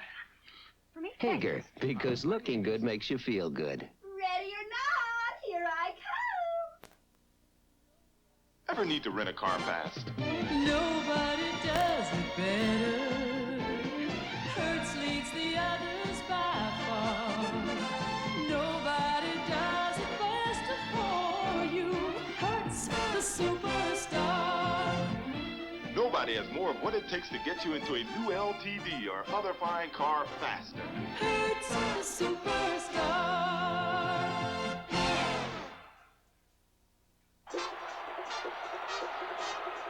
That's my team, the Green Bay Packers. And I'm Chester Markle. Come with me to a special part of Wisconsin. This is Indian country, where the Dakotas and the Iroquois used to live. It's beautiful land, filled with streams and lakes. Here at the Milwaukee Public Museum, you can see how the Indian used to live. The culture of a people is one of the richest heritages you can preserve. But being relatively new to America, I know that sometimes heritage isn't enough. You also need to adjust and change. That's why our United Way and the Milwaukee Indian Health Board are determined to help Native Americans get good jobs, good health care, and good housing. They know you can't bring back the old ways, but you can make the future a lot better. The United Way works in Wisconsin. It works in your town, too. Thanks to you, it works for all of us. The United Way. The preceding announcement was brought to you as a public service by the National Football League. Greg Morton begins to loosen for half number 2 in Denver. Big stat there is in that left column, Denver with only 25 offensive plays, and Craig Morton's offense was 0 for 6 on third down conversions. Pat Summerall with Tom Brookshire and the usual sellout crowd at Mile High Stadium in Denver, 75,000 or thereabouts. They have to close it off in about June because the people would actually buy out the whole stadium. Lonnie Perrin goes back along with Bernard Jackson as Chester Marco with the gloves on. Packers rushed for 81 yards against that Denver defense. He's got a new hairstyle, Chester has. Yes. I didn't hardly recognize him last night. Looked like a psych major. He had glasses on. I couldn't believe it. Here's Chester Marco in the kick. The liner will start the second half. It's one of the linemen up in the wedge. Godwin Turk, the ex-Jet linebacker. Protected it well, and Denver will operate with the line of scrimmage their own 33 in the first offensive series of the second half. Moses 3 for 56, Dolben 2 for 26, and Riley Odoms held to 2 catches for only 14 yards. They've got to get that ball to number 88. The Broncos snap out of the huddle. Craig Morton still the quarterback with Rob Lytle and Lonnie Perrin behind him.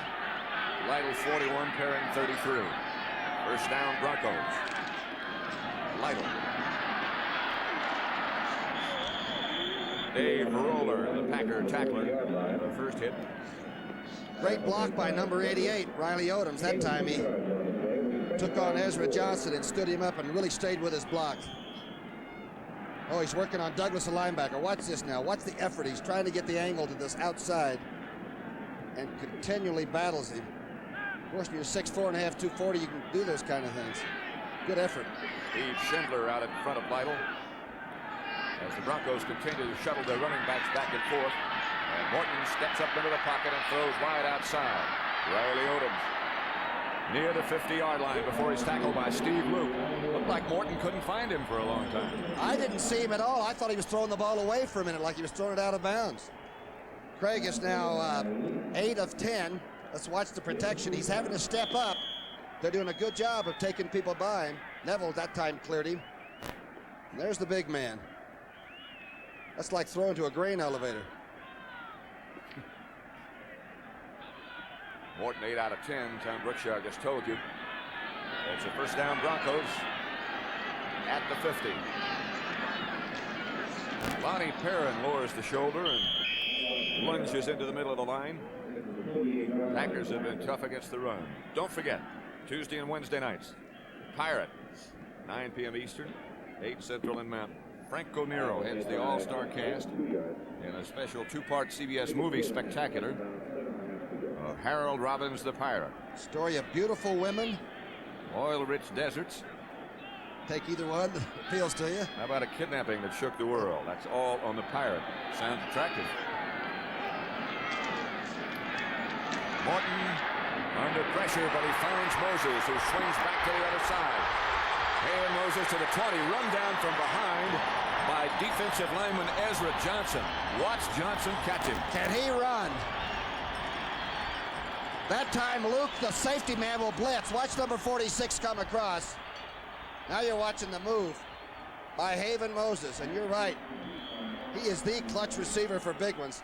Takes it back to the outside. Now watch number 78 at 240 pounds catch him in a hurry. A 31-yard pickup. First down, Denver. Boy, Morton really stayed in there and threw that one, didn't he?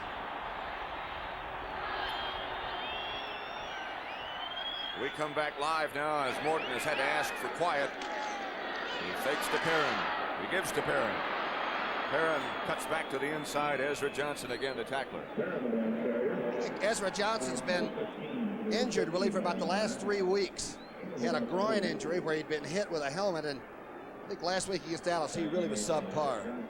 Steve Schindler is heading for the Denver Bronco locker room. His place has been taken in the offensive line by Glenn Hyde, and they have really been hurt in the offensive line. There he goes. Schindler's had a sort of an abdominal pulled muscle too, which is a very painful thing when you're using the legs like that. Wade Morton on 2nd and 8. He fakes this time to Lytle.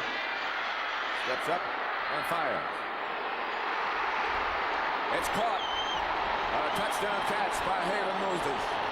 Willie Buchanan was the closest Packer, but the diving, sliding catch by Haven Moses. And give the offensive line a lot of credit because Craig Morton waited and waited and waited for number 25 to clear. Watch how much time. Maples and Neville. Now he waits. Now watch to the left part. You'll see Haven coming over. Well, he makes sure he gets his back and everything under the ball, doesn't he? The 3rd touchdown catch for Haven Moses. Another 100-yard day for him as well. Jim Turner back to black high tops. Splits the uprights in Denver.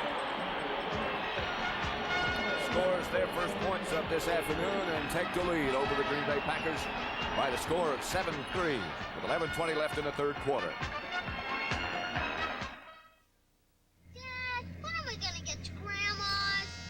Dad, are we gonna get to Grandma's? Darn, I forgot to put in Prestone. Take out the old, put in the 2. Put in the Prestone, Prestone 2. Protect against freeze-ups and corrosion. Take out old, weak antifreeze and put in America's most trusted antifreeze, Prestone 2. Take out the old, put in the 2. Put in the Prestone, Prestone 2. And when you flush your cooling system, use Prestone Super Flush. Here's to good friends. Tonight is kind of Frank burned special. the trout yet? No, but we're ready. Okay, you guys, knock it off. I don't believe it. And a little something to go with it. Lowenbrow. Lowenbrow. And you guys don't deserve it, but my trout does. When you want the taste of a truly great American beer, tonight, let it be Lowenbrow. Well, Frank, we apologize. The beer's terrific. Thanksgiving Day at 3 p.m. on CBS Sports. See Jack Party's Washington Redskins knock heads with Tom Landry's Dallas Cowboys. You'll say, you saw it on CBS Sports.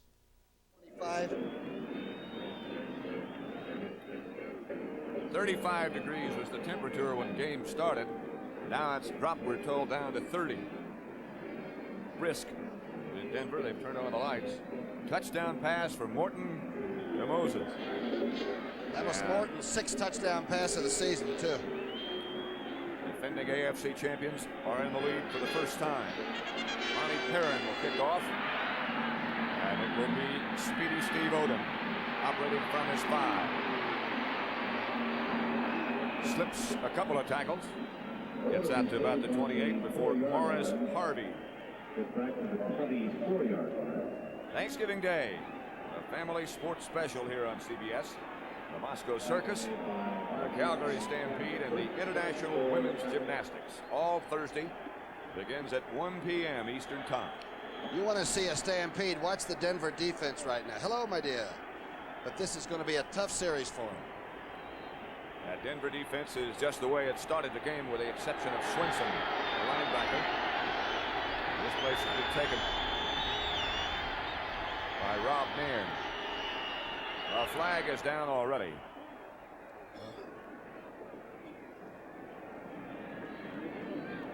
Like Rizzo went over and touched the center and said McCarron had moved. They're going to call Rizzo, the linebacker, for making the move. Packer backs. Here it is. Defense. It's McCarron, the center. He hasn't moved anything yet. Tag, you're out. That'll make it 1st and 5 for the Packers. That's some of the weirdest calls, haven't we? That's the first one I've seen like that. Whitehurst gets straight ahead to Barty Smith, who got 3 or 4. Packer backs Middleton and Smith We saw Barty Smith, we thought, injure one of his legs on the last play before the end of the first half, but apparently they got it taken care of. Pony Express is doing that just to keep warm, I think. You know, they've been active the entire game. And it's 30 degrees and falling. How do those hands feel out there right now? I think they're a little glassy, maybe? Really, this is the first cold weather we've had this year. What we saw of San Diego and Minnesota looked like it was chilly. Missed the handoff, I think. And Middleton was taken down by Nairn.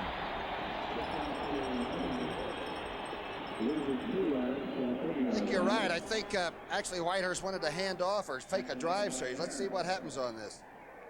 Marty Smith had to pick up Chavis. It's a pretty good option play, but I'm not sure Turdell wanted the ball that time.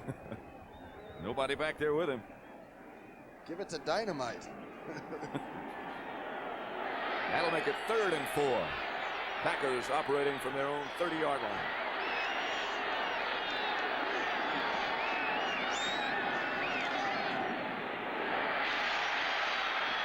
Middleton has it bounce loose.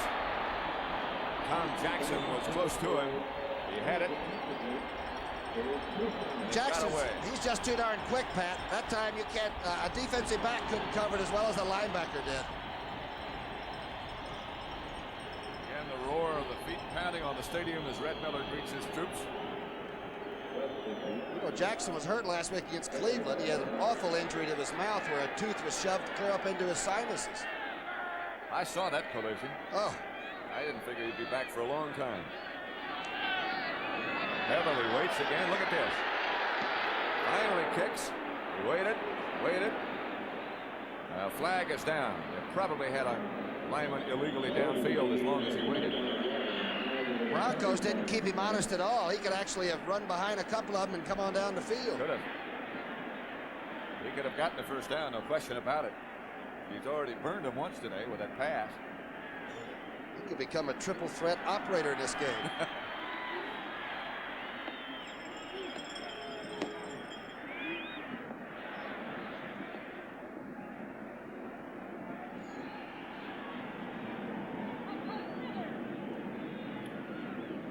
Godwin Turkins helping the officials get this all straightened out.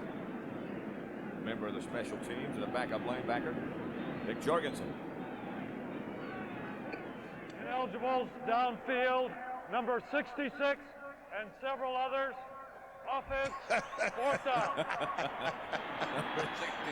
Wonder why he picked him out. And several others, I love it. There's Greg Cook. Here's 66. Beverly back again, and this time they'll contain him. Oh, good kick. Charlie West. Whirled straight ahead to the 45-yard line. Stopped by Paul Rudzinski. 41-yard punt by David Beverly, and the Broncos take it over with 9:20 left to play in the 3rd quarter, and they lead 7-3.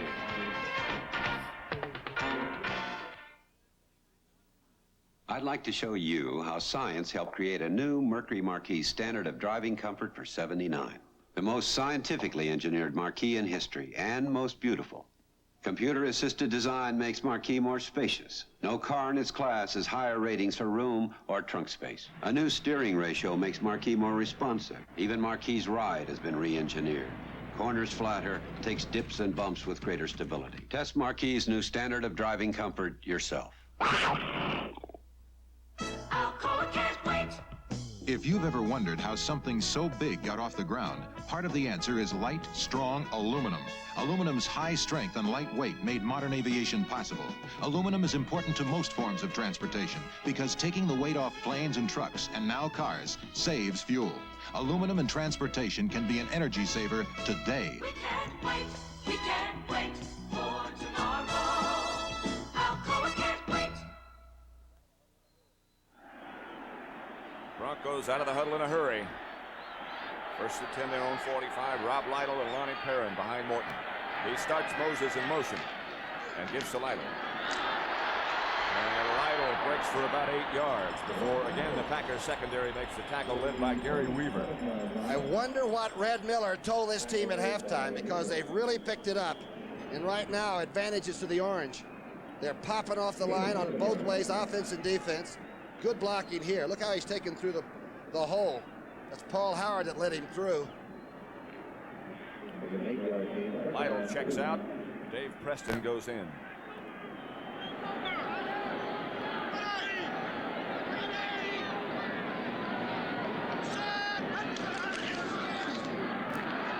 Preston for a Bronco first down. Right, straight up the middle. Dave Roller. Packer on the bottom of the stack. Looked like Glenn Hyde took him through there. He's playing left guard now that Schindler's gone. Watch Hyde, who is in playing guard. As we've said, they've had to do a lot of makeshift preparations in the offensive line. He does a good job on the trap of the linebacker. Lytle is back in. And cuts near the 30-yard line. Ezra Johnson had to make the stop. But Lytle has another Denver first down. Lonnie Perrin made a great block too, Patrick, to get him out there. Detroit 14, Oakland 13. Third quarter now. Wow. And Los Angeles has moved out to a 21-7 lead in the third quarter over San Francisco and Pittsburgh by 1 over Cincinnati at the moment. First down Denver at the 30. Perrin for a couple. Barzalauskas on the tackle.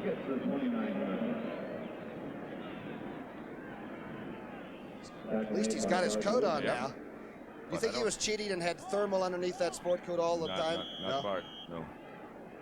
I'd have had a fur coat on, I'll tell you that. Live. It's second down now for Denver as Haven Moses splits out wide to the right. Dalvin comes left. Lytle back in as a running back, I believe. And Lytle has it. He is near another Bronco first down. Boy, Tom Neville got a great block. The old offensive tackle who's found new life really here in Denver. Watch number 76 to the right of your screen get out. He'll tell you the story. That's a fine effort. Steve Luke was the victim of that block. Remember, the Green Bay secondary is again having to make a lot of tackles. Third down looks like about 3.5. They have not converted a single time today on third down as Morton. Some confusion in the Denver huddle, and Craig Morton uses a timeout. The Broncos driving, however, and with 6:11 left to play third quarter, they lead 7-3.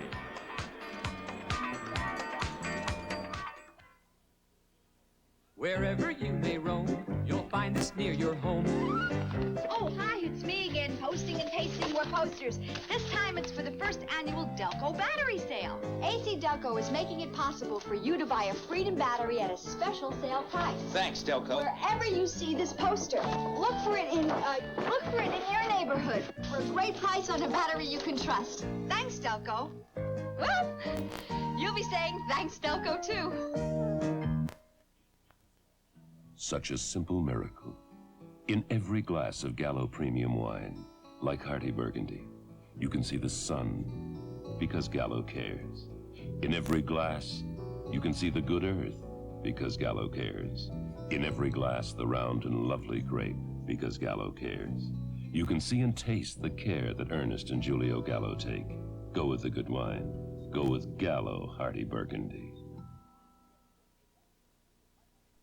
Next Saturday on the CBS Sports Spectacular, see highlights of the LA Times 500, plus the world's strongest men competition. You'll say, you saw it on CBS Sports. Just no way they can be warm.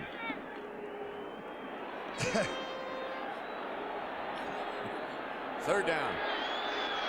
And 2 from the 22. Perrin trots out in motion. Lytle will have the first down, and does. The Broncos' best-looking offensive drive of the day, Johnny Gray, had to make the stop. And Bobby Moore, 87, the other tight end, made a super block on the line of scrimmage to get him outside.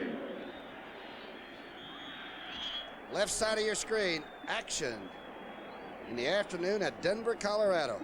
Well, they're getting out in front in good shape. So is Claudia Minor, the tackle. Look at that block. That's the first time the Broncos have been able to convert on third down today. First and 10 Denver is Morton. Gets to Preston. Oh! And Preston with a fine second effort. It's finally stopped by Johnny Gray, but he got inside the 10 with that backward lunge. Boy, he's going to get up slow because he ran right into Ezra Johnson, helmet to helmet. And he gives away about 45 pounds. That was some contact. He might have injured his leg. Check it out. Right part of your screen, you'll see 78 loom up. That's Ezra. Look at this. Boy, that's some contact. 2 or 3 times. Rob Lytle goes back in. That was a 4-yard pickup. Here is Larry Canada. Down to about the 6. 225-pounder out of Wisconsin, who might not know all the plays yet, but he is really going to be a good running back. He's extremely strong. And very quick, too. Michael Hunt made the stop on Canada. It'll be third down. They need to go just past the 5 to pick up a first. John Keyworth is in the game now, along with Canada. Watch where Morton's hands are. Rob Lytle also there. Keyworth over on the right side. That's Canada. He got inside the 5, stopped by Mike McCoy. He may have a Bronco first down. Canada hasn't carried the ball a lot this year, but he's produced. In 60 shots, he was averaging over 4.5 yards per pop. He got the first down. It'll be first and goal, Denver.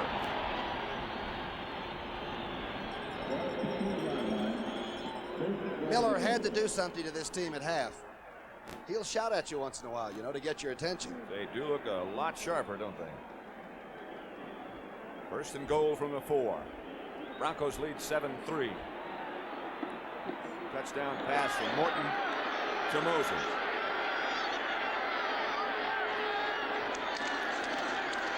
It's to Lytle. He will not get in. He got a yard perhaps, but Steve Luke was the first man to make contact along with Michael Hunt.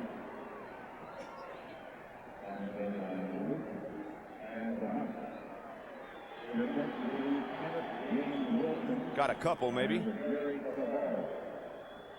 Bob Moore and John Keyworth go in with a play for Morton. Keyworth sometimes slots off Riley Odoms in a situation like this.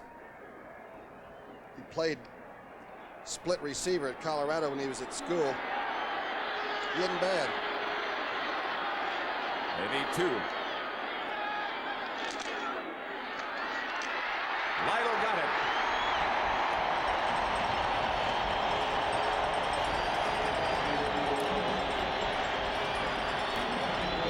Lytle might be shaking a little bit. That's his first touchdown of the year. The whole team, though, will join this young man. He's had a bad ankle most of the season. But I'll tell you, by this time, everybody's playing a little bit hurt. Everybody has an ankle or a knee or perhaps a rib or a back that hurts. This is in close. I'll tell you, he's a tough back. Packers don't give you anything, do they? Nope. Lytle took it anyway. Jim Turner makes it 14-3. And the Packers got to open it up a little bit very shortly. Long time since Whitehurst has been in the game. 2:46 left to play in the third quarter, and Broncos lead at 14-3.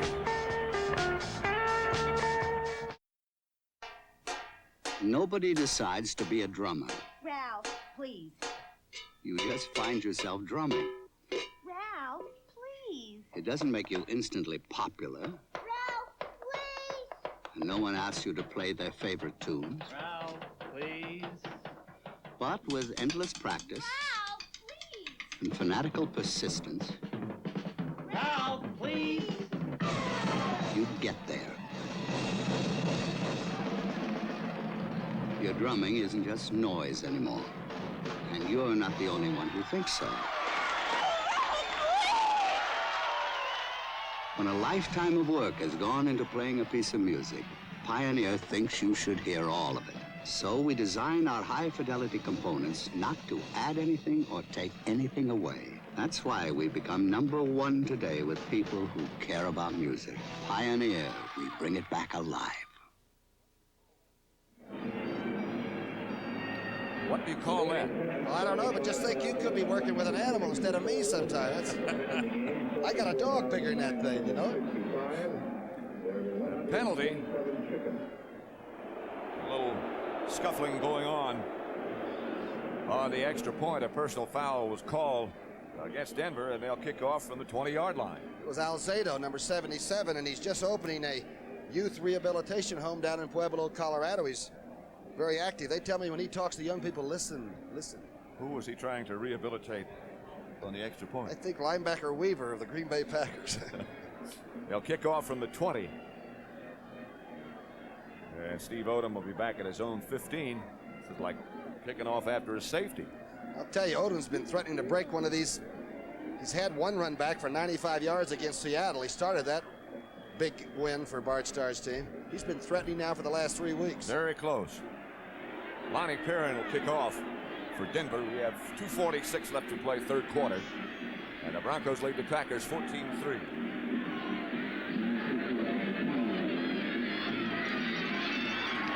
A liner is fielded by Green Bay, and they will have excellent field position. That was some ricochet shot, wasn't it? I'd say it was. Perrin just lined it into one of the up linemen close to him. Number 51 is Jim Gano. And he was the one who protected the football. And the Packers take over on the Denver 33. What a spot to operate from. You think Whitehurst might go up topside right away? I would think he has to very shortly. And he might as well do it right away. At the 32, 1st and 10 Green Bay. Barty Smith, Curdell Middleton, the setbacks.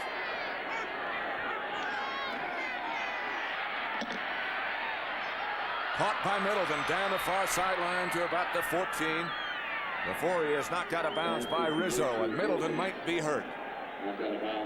He's been playing hurt the whole time. He's had a bad foot and a bad leg.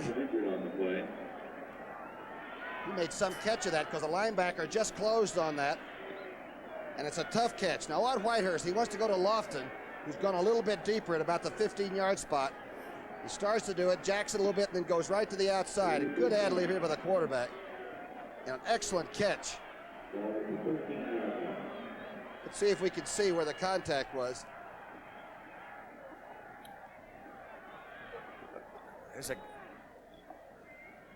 Middleton still down on the far sideline. There's a guy down just beneath us. It's 30 degrees. I'm a little worried about him. Middleton is up and walking now as the Packers replace him with Nate Simpson, who swings around to the outside, but he'll go nowhere. Lewis Wright, the fine cornerback, made that stop. Of course, Lewis wasn't even supposed to play today, and he's made about 3 of the finest tackles you can make. He's got a bad ankle. Watch the left part of your screen. Let's see where the play breaks down, or if it's just a really incredibly good defensive stop here. Barty goes to work on Swenson. Man, that's a good tackle. Young people watch how the real good ones do it. Whitehurst is just 3 out of 8 passing on the day. If he has time, here will come attempt number 9.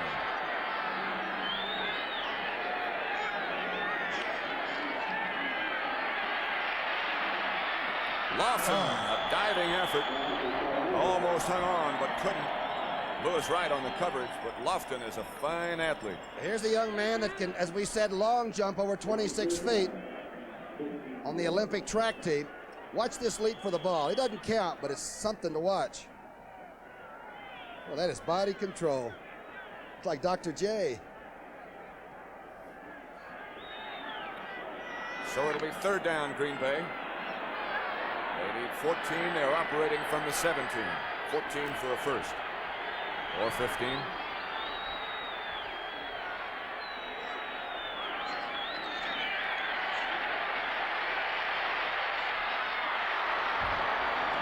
Whoa! Radishar. Oh! Nailed Nate Simpson. The number 1 draft in Ohio State got away with it, and there was just a moment when the official started to make a call, and Radishar looked him right in the eye. It's a super play, don't get me wrong. He's the right lower part of your screen. He makes contact just as the ball is either there or almost there. That's timing, huh? Even got his arm in there. Knocked the ball loose. Watch his left arm. Good play. Chester Marco with Bobby Douglas holding. 35-yard effort. No good. He missed it to the right.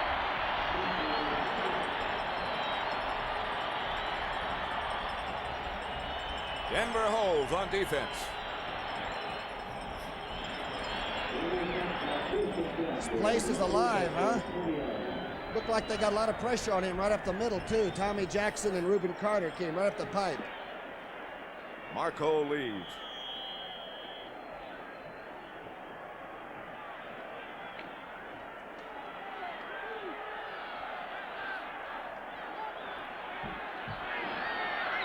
Larry Canada and Otis Armstrong line up behind Morton. And that's Otis. Had some outstanding years here. In years past, Mike Douglas made the tackle. Otis Armstrong does not fumble the football. If you give it to him late, he'll come back with it.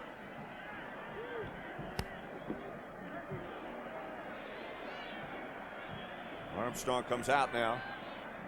Just a little bit over a minute left to play in the third quarter. Dave Preston, who was shaken up earlier, is back in the backfield now behind Morton as Moses goes in motion. That's Preston. Close to a Denver first down before Ezra Johnson of the Packers takes him down. Canada, the big running back, got a good block. There will be big doings here on CBS on Thanksgiving morning. 3 hours of parades from 5 cities, hosted by 10 of your favorite CBS stars. Greg Morton comes over and checks a little bit the officials. Thanksgiving Day parade, which has been such a tradition for such a long time on CBS. So don't miss it. Parades, turkey, and football. That's, and the family all gets together, right? That's Thanksgiving. Except yours and mine, and the Cowboys and the Redskins.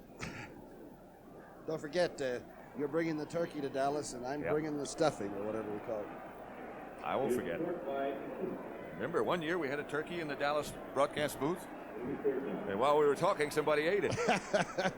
21-14, the 49ers get a little closer. Paul Hofer scored a second touchdown of the day. But the Cowboys and the Redskins meet on Thanksgiving Day here on CBS. Game time in Dallas is 2:30, 3:30 in the East it'll be. And we'll have our friends Brent and Irv and Jane there with us. It'll be fun. That's always a great game. Yep.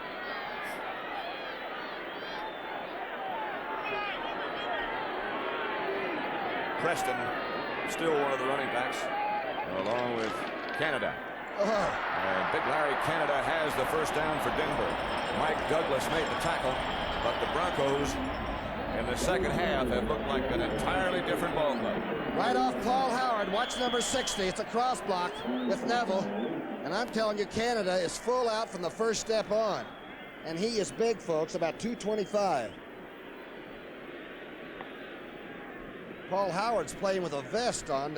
He had a cracked sternum, which is like your breastbone. He's playing with like a bulletproof vest on and doing very well. Opened up a big hole in. That's the end of the third quarter with the score, Denver 14, Green Bay 3. We now pause for a word from your local station. Be watching as a dedicated newspaper editor takes an eye-opening look at what life in a ghetto school is really like when the Reverend Jesse Jackson makes a surprise appearance in Lou Grant, tomorrow night on CBS.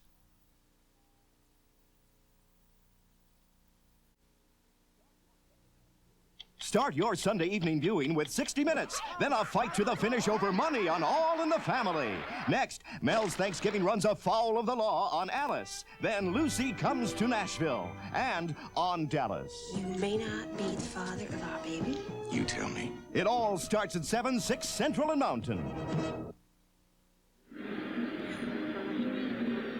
Care for a few used items? Shoe, brush, or something? Must be a vendor nearby. That's actually behind the Denver bench.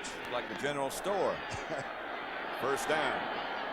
Larry Canada and Dave Preston, the Denver backs, and that would be Canada. He breaks a couple of tackles, runs over one of the officials, and now he has finally stopped and herded back toward the line of scrimmage as a flag on the play. Dave Roller thinks he was being held a big defensive tackle, and the flag was dropped pretty close to the Packer.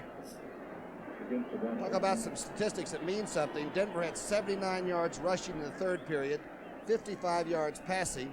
The Pack had -3 rushing and 19 yards passing. As you said, Rhett Miller let his wishes be known at the half. There's that guy. Look at the other one. Is that? Holy smoke. Offense, still first down.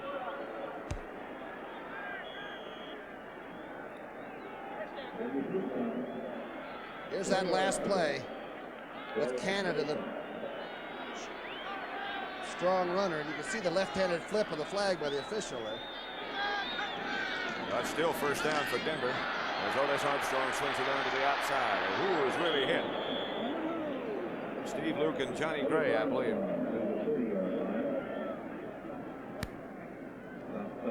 Oakland 20, Detroit 14 in the third quarter. The Lions starting to play a lot better in recent weeks. Just trying to keep warm and listening to something. I think the old barometer is heading down, or is it up? I'm not sure, but it's getting colder, I think. Whatever. The thermometer's going down. That's right. It's about 30 degrees now. Lights have been on for quite some time, and you can tell. Just watching the players breathe that it's getting cold. That would be Canada again. This time, nothing doing. Mike Douglas and Michael Hunt. Two young linebackers for Green Bay played extremely well. You know it, as sophisticated as the defenses are. Talking about Anderson and Hunt. And Mike Douglas has done well too. That's the penalty story today. Out comes Preston. And there's some rather unusual fans. Did he say hi, Mom? Yeah, they always do. We're number one. Want to see her. I don't know in what. Morton drops and throws for Dalvin. And he has it. Mike McCoy on the coverage, but Morton's strike gives him a first down. Dalvin's not a big fella. He's 5'10", 180 pounds. He's to the right now. Watch the zone blocking by that Denver offensive line. Kid from Wake Forest is a sticker, though. He made sure of the catch. Made sure he got both feet down. And as a result of all that, the Broncos have a first down. Craig Morton has been criticized by many in recent years, but he's thrown the ball extremely well today. They're in Packer territory at the 47, and Morton is going for the bundle. Looks outside at Preston, who slips down. Tries to get back up, finally does, and is down by Dave Roller. Pass is complete to Preston and gets to the 45-yard line. Roller came all the way from the interior line where he was rushing Craig Morton. I guarantee he'll shake it off. He's tried to play football everywhere, had he? Giants, Canada. Fourth quarter score, not much action there. Pittsburgh 7, Cincinnati 6 as Roller goes out. Terry Jones, the youngster from Alabama, comes in. Dave's the one that nicknamed them the Gang Green, I think, for their defense.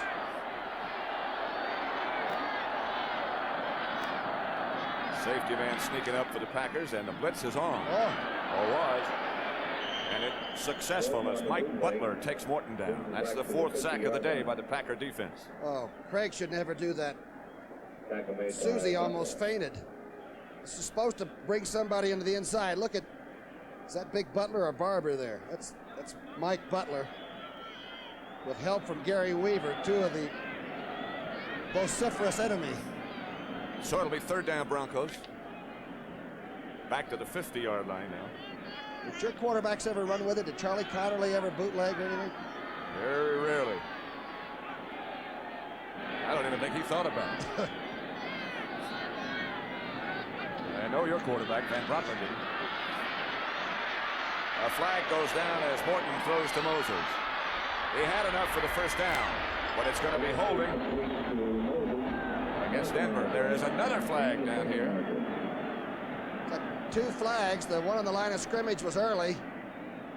They'll both have to be considered.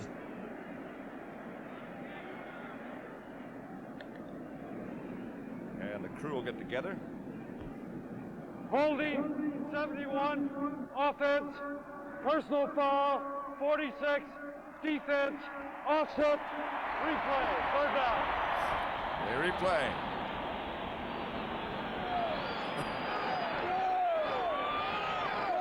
Nice looking couple, aren't they? It's a full barrel.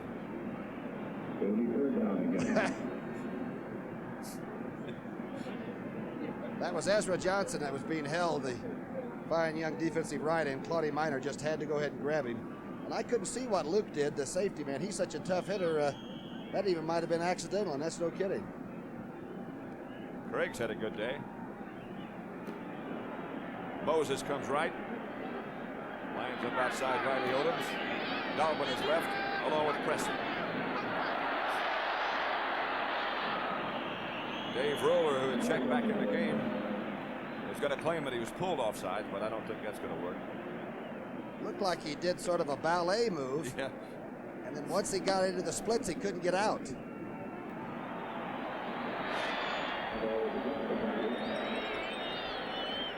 What's this by Roller? Watch to the right of your screen now. You'll see.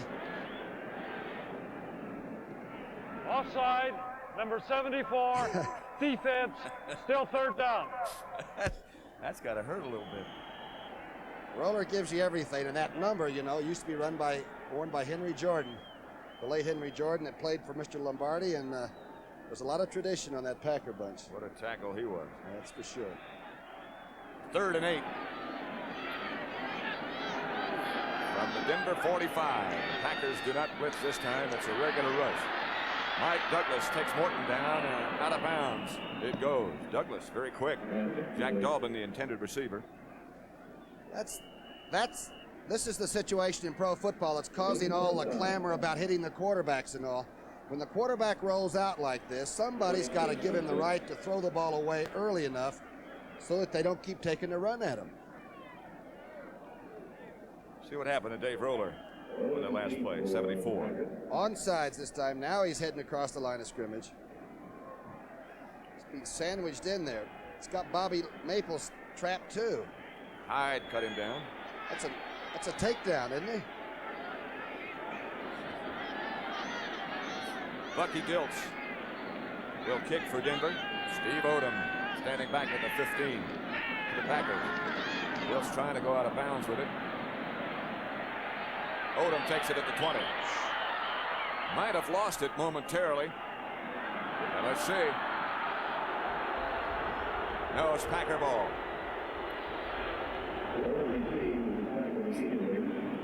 That's Odom, I think. Broncos were very close when he handled that punt, and he paid. 14-3. Denver leads the Pack.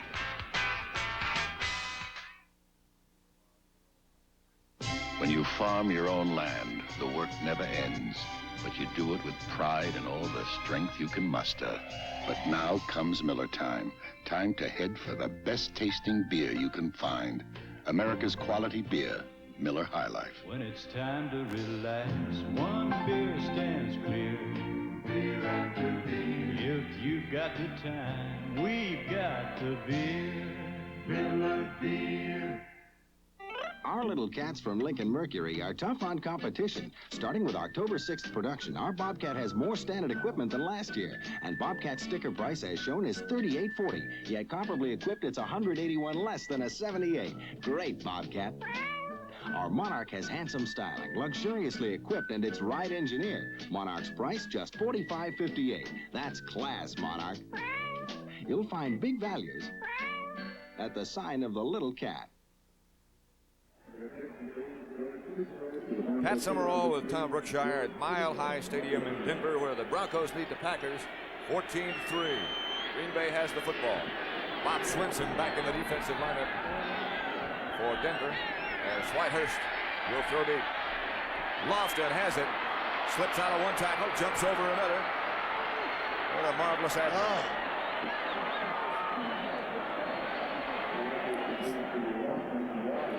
Bill Thompson finally made the tackle. He ran the deep post pattern, and this time Whitehurst gets a lot of time and sets up, throws a real strike. Now watch how Edie doesn't look for anybody till he puts it away. Boy, now he's really smooth. This is a glider. As we said, an Olympic track person that can play football very well. It'll be at the Bronco 40 after that pass completion. From Whitehurst to Lofton, who split wide left this time. Again, he's going to throw. Whitehurst trying to throw and does to Rich McGeorge. McGeorge tiptoes down the sideline to about the 15 before he goes out of bounds. Bernard Jackson ran him out. There's a lot of time left in the game, and the Packers look like they're really picking up their offensive tempo now. Whitehurst, a big kid from Furman, appears to be more poised now than in the first half. Watch him reload it and now run with it. Number 81 is a good, safe target in this situation. A lot of time left. 10 minutes and 42 seconds left, in fact. Los Angeles has gotten another touchdown, and they lead San Francisco 28-14. That game also in the fourth quarter. First down, Packers. Middleton back in the game, swings around to the outside. Bernard Jackson, number 53, Randy Gradishar, tacklers for Denver.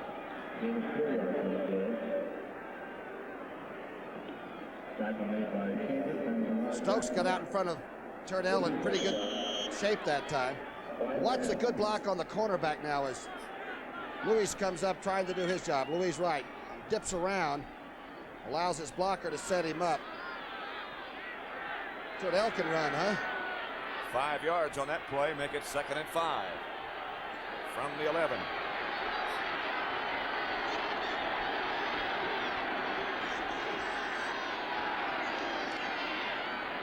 It again will be Middleton. This time not much. Middleton by Joe Rizzo. The linebacker played it well. Came out of the Merchant Marine in 1974, and Rizzo signed as a free agent. That's when some players were on strike, and Joe Rizzo wanted a job. He can play it, too. Whitehurst is 5 out of 12 for 84 yards. San Francisco popped right back with a touchdown. It's 28-21 now in the fourth quarter. Middleton goes out. Walter Tullis comes in. He's split wide left. Whitehurst is going to run. And down he goes. Without much gain. Randy Gradishar made the tackle on Whitehurst. And I believe Rizzo helped him out, the two linebackers. And this is not a scramble. This is an intentional play. It's a quarterback draw. They get Alzado inside. It looks like it should open up, but watch what happens against this 34. There they come. Chester Markle. Whitehurst is upset about something. Markle in the game with Bobby Douglas holding. Douglas, of course, is a quarterback as well.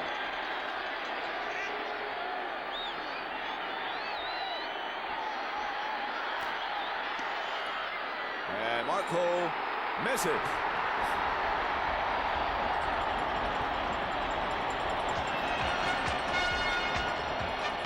Two short misses by Chester Marco have hurt the cause of Bart Starr and the Packers. And the score remains 14-3, Denver.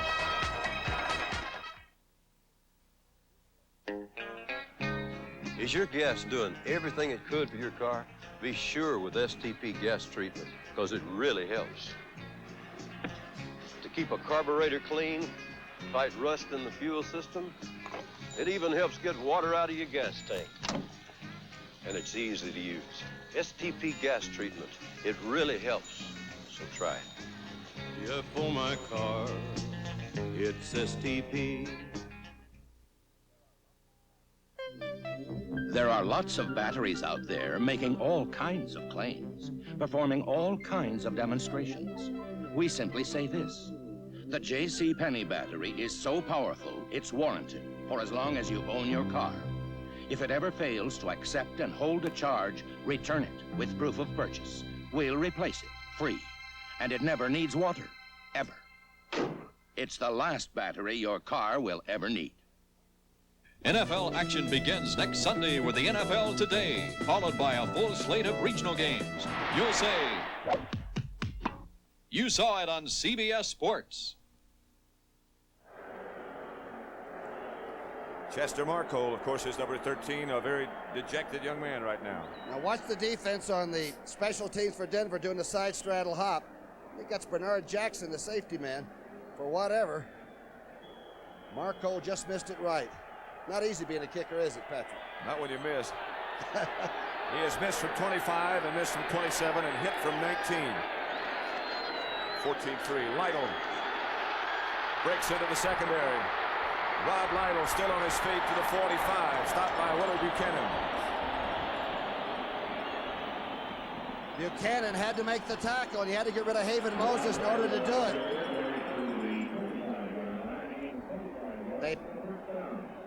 Here comes Howard, number 60, pulling. Perrin will cut off inside. Now it's like a scrimmage play back at Ann Arbor, and he follows blocks well. There's Moses working on Buchanan, and somehow the cornerback made an excellent defensive play. It is Rob Lytle, and you saw how he has been successful today. 12 carries for 85 yards. There is Lonnie Perrin breaking into the Packers secondary momentarily before Mike Douglas stopped him. Lonnie Perrin to the 49-yard line of the Packers. Tackle made by Douglas. Red Miller continues to shuffle his running backs back and forth. They go to Detroit for Thanksgiving, the Broncos do, at Oakland, Kansas City, and finish up against Pittsburgh. It's a nice way to end the year. Maybe your life. They haven't got any vacation left, do they? 2nd and 4. Just inside the territory of the Packers. Here's Lytle again. He gets around to the outside. Rob Lytle gets near the 40. And another Bronco first down before Johnny Gray gets it. Paul Howard, the big offensive guard, makes an incredible play. Don't take this wrong, but you are playing with pain at this stage in the season, and 60 always seems to do it. Watch him to the right part of your screen now. He'll go outside and seal it off. It keeps Luke from getting into the pursuit.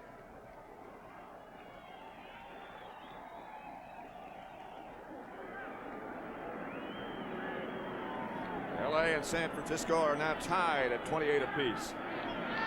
Dave Preston, one of the running backs, and Craig Morton drops the throw. Going for Dobbin. He just led him to the outside a little too much. Mike McCoy back on the coverage, but Dobbin had a step or two. Really a tough angle to catch the ball, though. Looking back up first over your right shoulder and then trying to go to the left. Pretty tight spiral. That ball was whizzed. Oakland now 27-14 over Detroit. 10 minutes and 50 seconds left to play in that Los Angeles-San Francisco game. And it's 28-all. Paul Hofer has scored 3 touchdowns for San Francisco. Denver has 326 yards total offense now. They've really come out in the second half. Aaron and Lytle. And it will be Lytle again. And Rob Lytle swings to the outside before Steve Luke can tackle. Flag is down. Whole left side of the line got out in front. Claudia Minor and all of them. That time just took off and blocked. Lytle doesn't have the great speed. He's got good speed. And as Tom Brookshire told you before, he follows those blockers extremely well. Against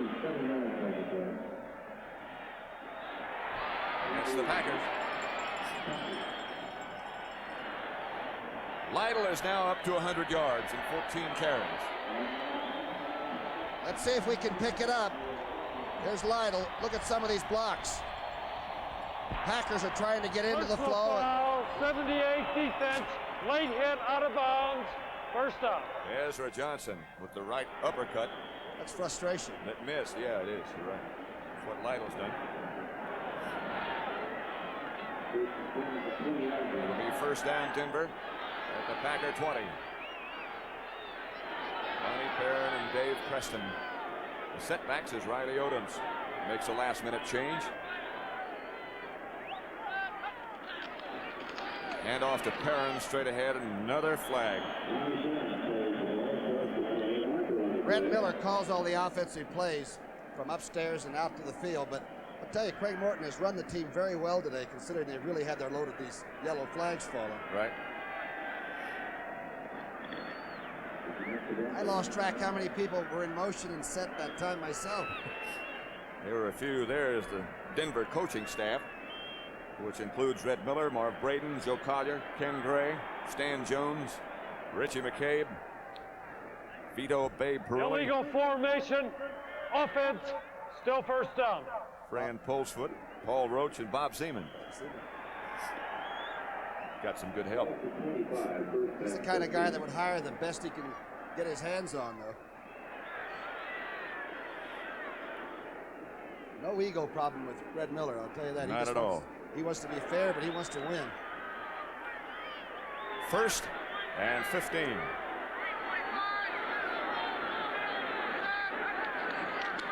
Hand off to Otis Armstrong. Another flag goes down. Mike Douglas made the tackle on Otis. But I think they're going to call Paul Howard for clipping Luke, the safety man. Luke really is, the Ohio State guy, really plays the run extremely well, and he was up waiting for Otis Armstrong and got clipped. He made 9 tackles last week. The secondary was awfully busy. The word on Steve Odom is that he has been taken to the Packer locker room for x-rays on his right leg. Steve, offense, still first down. Still first down, but now it's first and 30 for Denver.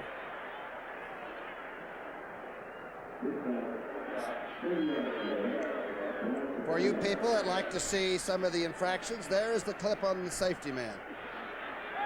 Good call.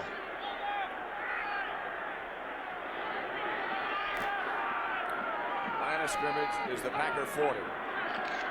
Morton dips straight ahead to Perrin, who struggles for 1 or 2. For Terry Jones and Michael Hunt make the tackle. They're the penalties so far today. Denver 10 times for 96 yards. Green Bay 6 for 45. And all kinds. Yeah, everything. Were his hands under or were they not under? It is cold in Denver. He's got a little warm-up sweatshirt there, doesn't he, where he can put his hands. He and Haven Moses, I noticed, had some too. Little pockets in front of the jersey. Go to Vail and go skiing, right?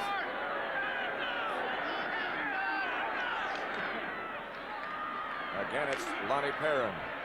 He gets down inside the 35 before Mike Butler again leads the defensive charge.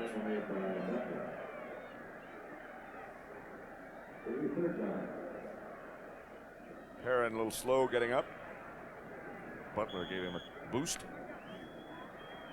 Larry Canada replaced him. Like he hurt his right shoulder. There's still a lot of this season left, too. Yeah. 4 more games to go. In the playoffs. Extra playoff week 2. Greg Morton just 12 out of 16 so far. Facing a 3rd down situation now with certainly adequate protection He is high, intended for Preston. No flag this time. McCoy was playing the corner and came back in from the sidelines to play the short zone and was going for the ball, so the official allowed it to go on. Good call there. Bucky Dilts comes in. Denver punter.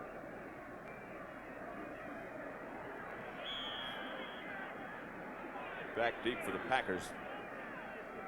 Number 24 is Johnny Gray. Lights have been on for a long time. Green Bay scored first on a 19-yard field goal by Chester Marco. It was 3-0 at the half. But the Broncos came out a different football team in the second half. Dilts. Johnny Gray is going to let it bounce. And the Broncos down it. Morris Harvey was back to knock it back. And so we have 4 minutes and 24 seconds now left to play. 14-3 the score still.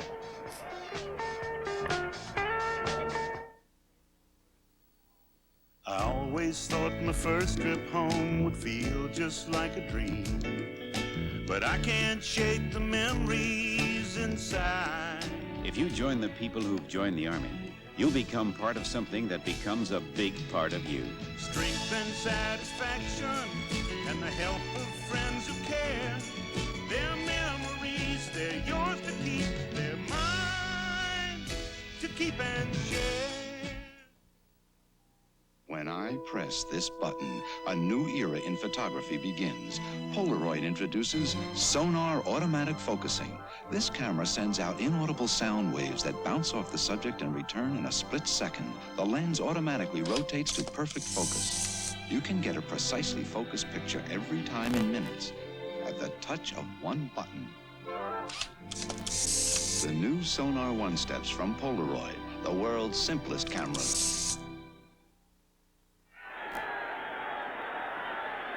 Packers own the football, but they've got a tough job ahead of them.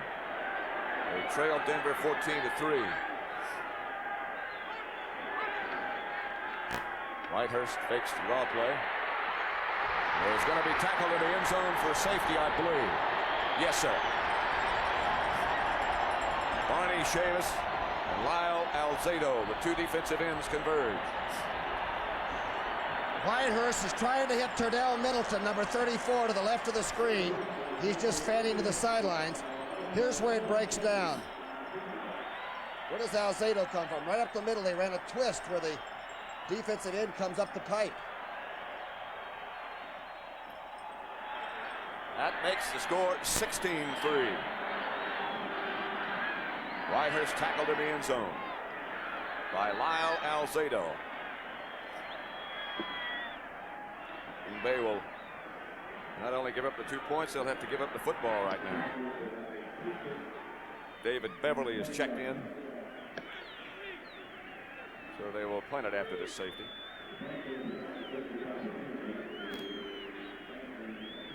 Denver defense really claws, don't they? They scratch and just keep banging away at you. That's something the happens. pressure.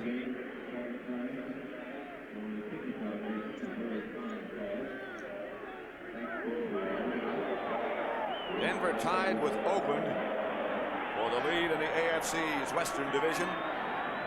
Both with records of 7-4 starting this day.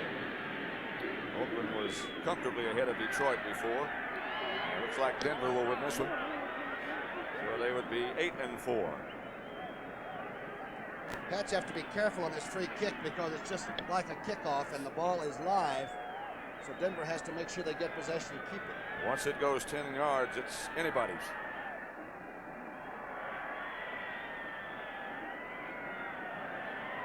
Charlie West will be the single safety man back for the Broncos. The high kick will be handled by Charlie West. Got a little alley, and West gets back down into Packer territory to the 39-yard line. He's stopped by Paul Rudzinski. Gets to the 39-yard line. Next week, the regional games on CBS. Los Angeles at Cleveland, New Orleans against Atlanta, and the Giants up in Buffalo. That's next Sunday. Minnesota, Green Bay also, big one. Philadelphia, St. Louis. Cardinals tough on everybody. Philadelphia beat the Giants today. And Tampa Bay, Chicago. They both won today. Larry Canada and Rob Lytle, the running backs. Lytle already over 100 yards. He gave some of that back right there, and he slips down. Barzalauskas comes over to make the stop. Well, that big Butler really played at number 77. He took Riley Odoms and sort of threw him back into the running back. I think the Denver team only had 10 men on that free kick situation. Still worked pretty well. Just think if Upchurch had been back there catching that thing. A healthy Upchurch, I mean.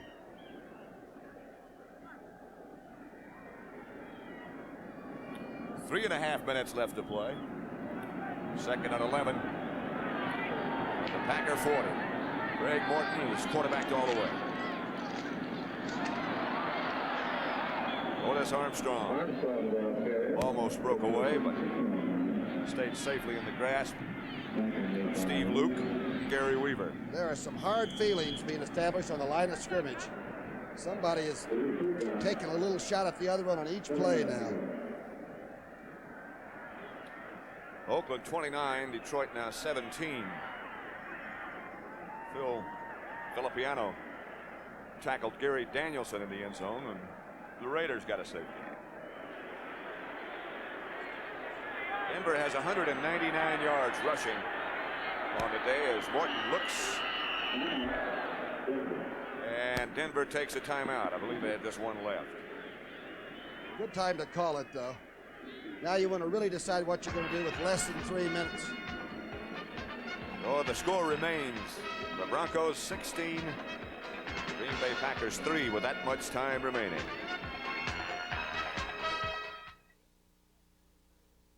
We're here to remove this dead tree with a Skill Saw brand chainsaw. It's solid state for easy starts, light and controllable, with patented anti-vibration handles and an exclusive inertia chain brake system that works when others won't. Plus, skill, quality, and dependability won't let you down. Skill Saw chainsaws. To do it with confidence, do it with skill. And the exclusive inertia chain brake system that works when others won't. You're seeing some real tough truck pounding. At Ford's Arizona Proving Ground, we've been testing body and suspension components over a tough durability course for more than 20 years. Truck jarring bumps, mud baths, salt baths, frame twists, uphill poundings. And Ford pickups with twin I-beam suspension are built tough to take it. In fact, Ford test trucks got over 1 million test miles last year. Tough Fords, America's best-selling pickups. Get ready for Bobby Vinton's Rock and Rollers with Penny Marshall, Eric Estrada, and more. It's dance, it's roller skating, it's madness like Grease on Wheels. Coming November 20th. 3rd down, Denver. Greg Morton calls it. Gives to Lytle. And Lytle, still running, has the Denver first down. Johnny Gray took the full brunt of that. Rob Lytle now well over 100 yards on the day. The man in motion coming to your left, as you saw Moses, took the right cornerback McCoy out of this play. He ran back to the weak side, and Lytle just keeps pumping in there. Hard tackle by Johnny Gray. Lytle with 110 yards. And how many carries? 16? 16 carries. Greg Morton lets it run down till the 2-minute notification, and he comes over to the sideline. Denver Broncos in command of this contest by the score of 16-3.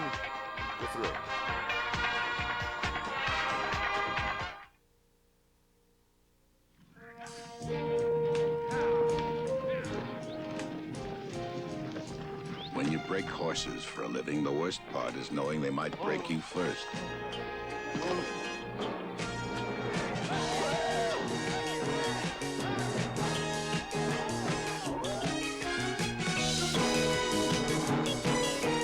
Once once you've done your job, the best part is knowing you've turned a terrified animal into a horse a man can count on. And now comes Miller time. Time to ease off and head for the best tasting beer you can find.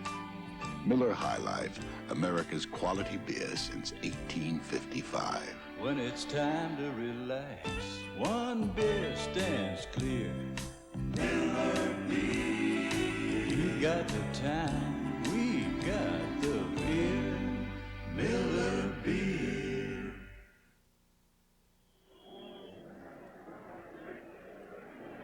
Denver has a first down with 2 minutes left to play. They lead 16-3 over the Packers.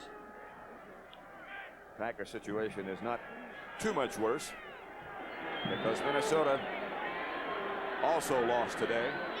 Their record dropping to 7-5, and that's what the Packers will be.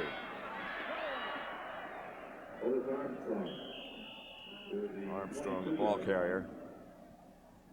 And the Packers now call a timeout. Lytle checks back in. Packers had 81 yards rushing at halftime and have 83 yards total now. Could that possibly be right? There is Bart Starr. Second half. Pardon me? 16-3 the score.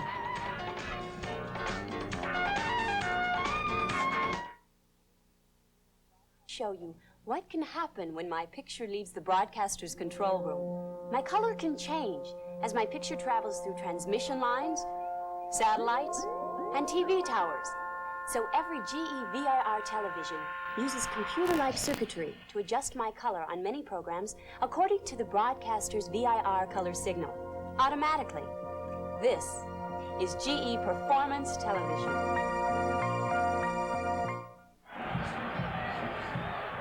Denver operating now on second down.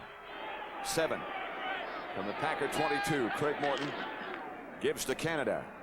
Canada cuts back inside the 20 before Mike Butler took him down.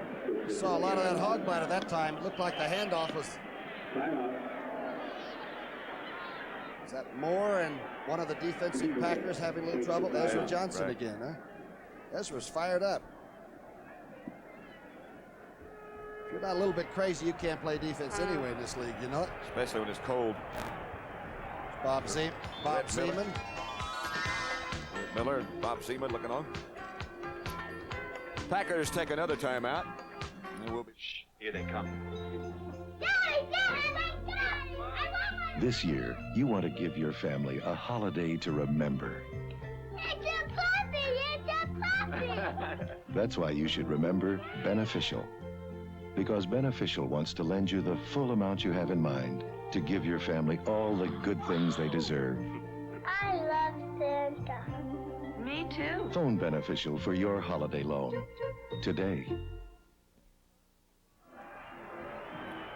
Red Miller with this one pretty well salted away. Will stay tied with Oakland for the lead. Here is Otis Armstrong straight ahead. He will not have a first down. Sandy Grossman has been our most able director today. Chuck Milton, the producer. And that's always a joy to be able to say. And we'd like to really say that the fellow in the orange barrel down there with the hat, he's not a CBS person or anything. He really just came that way. That's the way he always comes to the games.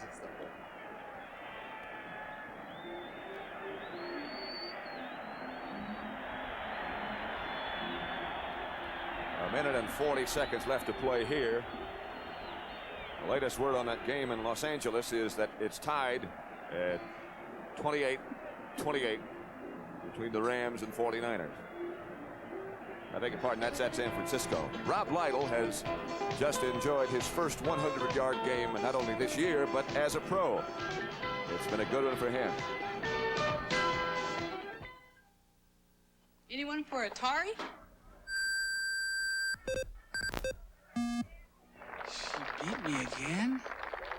The Atari video computer system is 20 cartridges with 1,300 game variations you play on your own TV set. Morton calling on fourth down, and the pitch is back to Otis Armstrong, who is near a first down, but not quite, I don't believe. Hit by Gary Weaver. fourth down play. Lytle, by the way, came in with 133 yards total for the whole season and has the 100-yard day right here against a pretty darn good football team, too. The Packers have hit. Don't forget scores and highlights after this game is over as we switch you back to the NFL today. And they'll be checking on that 28-28 tie between the Rams and 49ers. Not a first down, and the Packer offensive unit is on the field. Whitehurst, the quarterback. They have 1 minute and 29 seconds left to play. To Thompson, who is whacked between the two defenders for Denver. One was Joe Rizzo, I believe. Godwin Turk helped on that tackle, too. Whitehurst in a hurry.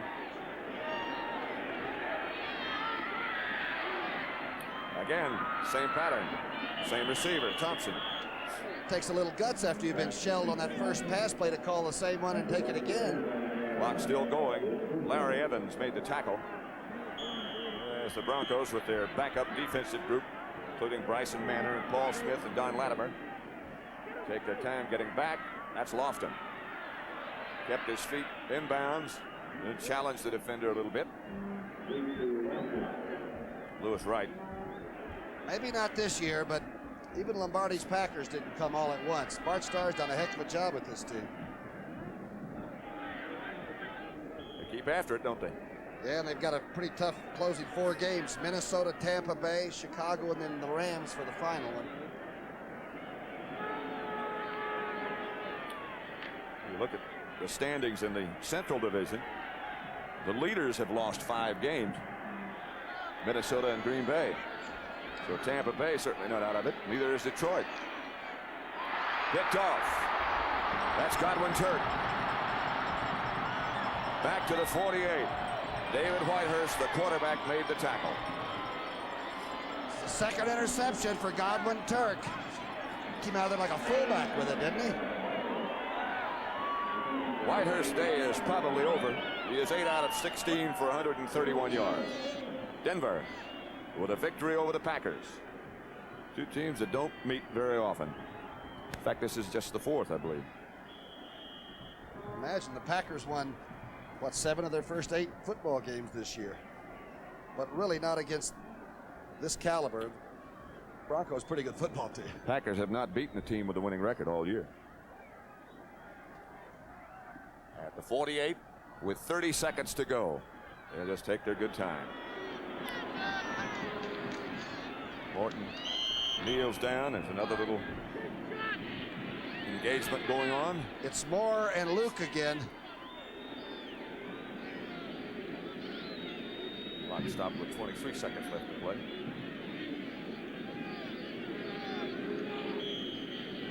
Ever see anybody really get hurt in a football fight? Not if you can pull them apart fast enough. That's right. All that equipment on. That ought to just about do it. Clock running with 9 seconds now. The Denver Broncos head for the locker room. Craig Morton with a game ball. Heading in. 16-3. This is Pat Summerall for Tom Brookshire saying goodbye from Mile High Stadium in Denver. Well, now we take you to CBS Sports Control in New York. All right, thank you very much, Pat Summerall. Back live in New York, I am Brent Musburger. We have just had this drama unfold.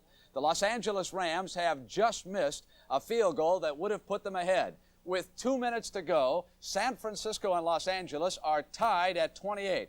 We will show you highlights from a game that has developed into one of the finest of the afternoon. Then we will keep you up to date as the last 2 minutes of this contest unfold. Here's a screen pass. The Rams trailing late in the first half. And John Capoletti goes 37 yards to the 1. And from there, the Rams tied it at 7-all. Now in the third quarter, Pat Hayden sends Ron Jesse deep to the flag and hits him. It's a beautiful catch by Jesse, 21-7. The Rams appear to be breezy.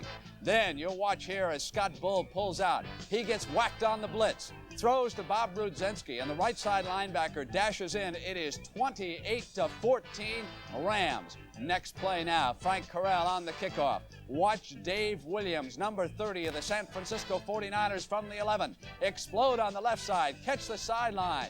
Corral can't knock him out of bounds. He dashes for a touchdown. It is 28-21 now. Rams still lead. But then the Rams fumbled. 49ers have got another chance. Watch Paul Hoffer now. He gets down to the 2-yard line with a beautiful run. 36 yards and the Niners are in business. Here's Hofer again, a determined running back. O.J. Simpson out with an injury. That's how we stand right now, tied at 28. And the NFL Today will continue on CBS in just a moment.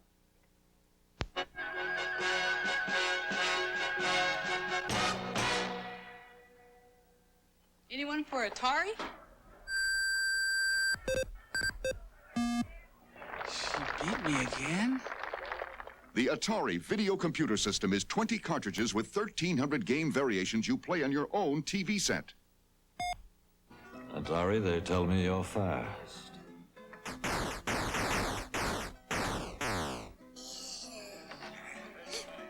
Don't watch television tonight. Play it. The 49ers coming out from the 20, nothing going on at this moment, so let's get you up to date on all the other scores. These games in progress. In the fourth, Steelers lead the Bengals, who have kicked 2 field goals by a point.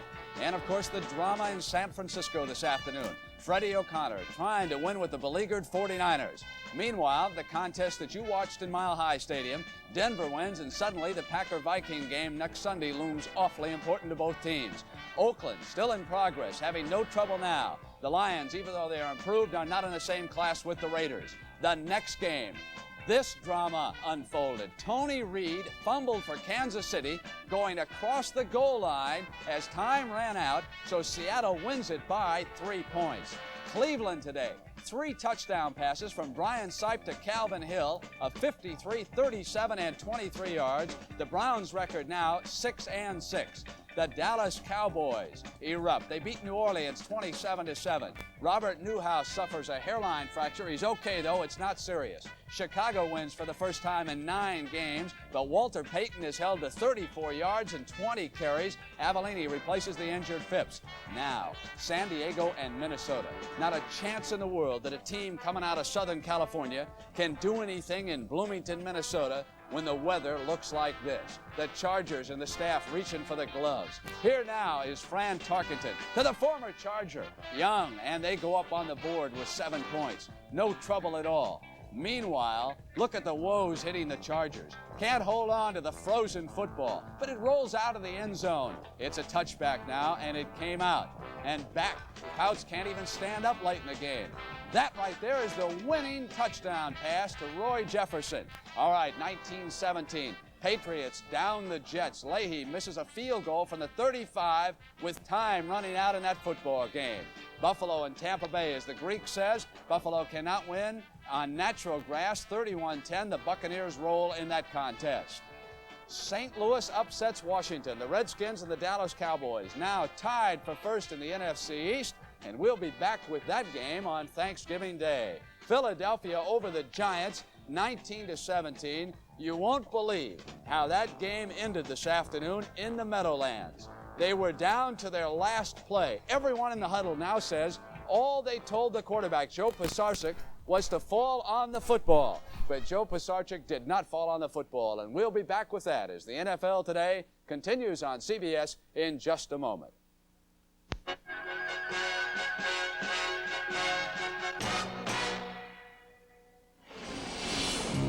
Cast iron where you need it, for strength and accuracy. Hardened gears and ball bearing construction, for long life and dependability. Heavy-duty motors with power to spare. Rockwell builds tools that way for a reason. Because a power tool is only as good as the job it can do, and just how long it can do it. Rockwell, your work can't afford anything less.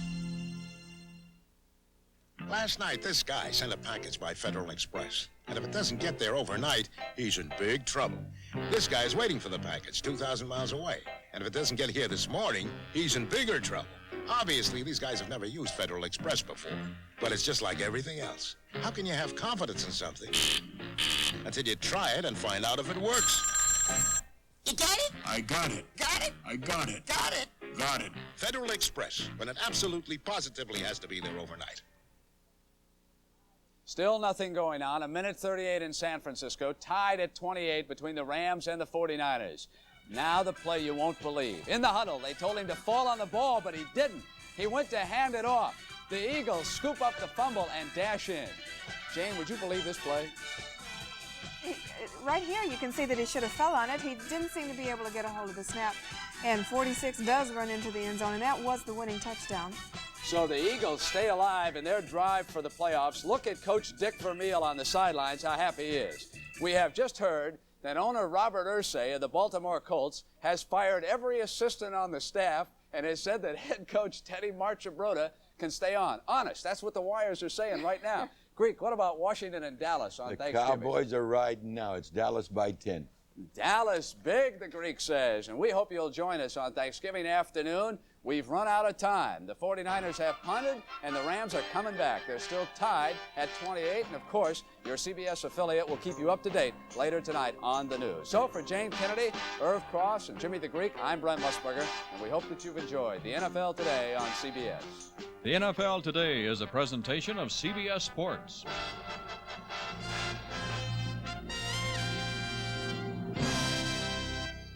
Be Watching as a dedicated newspaper editor takes an eye-opening look at what life in a ghetto school is really like when the Reverend Jesse Jackson makes a surprise appearance in Lou Grant tomorrow night on CBS.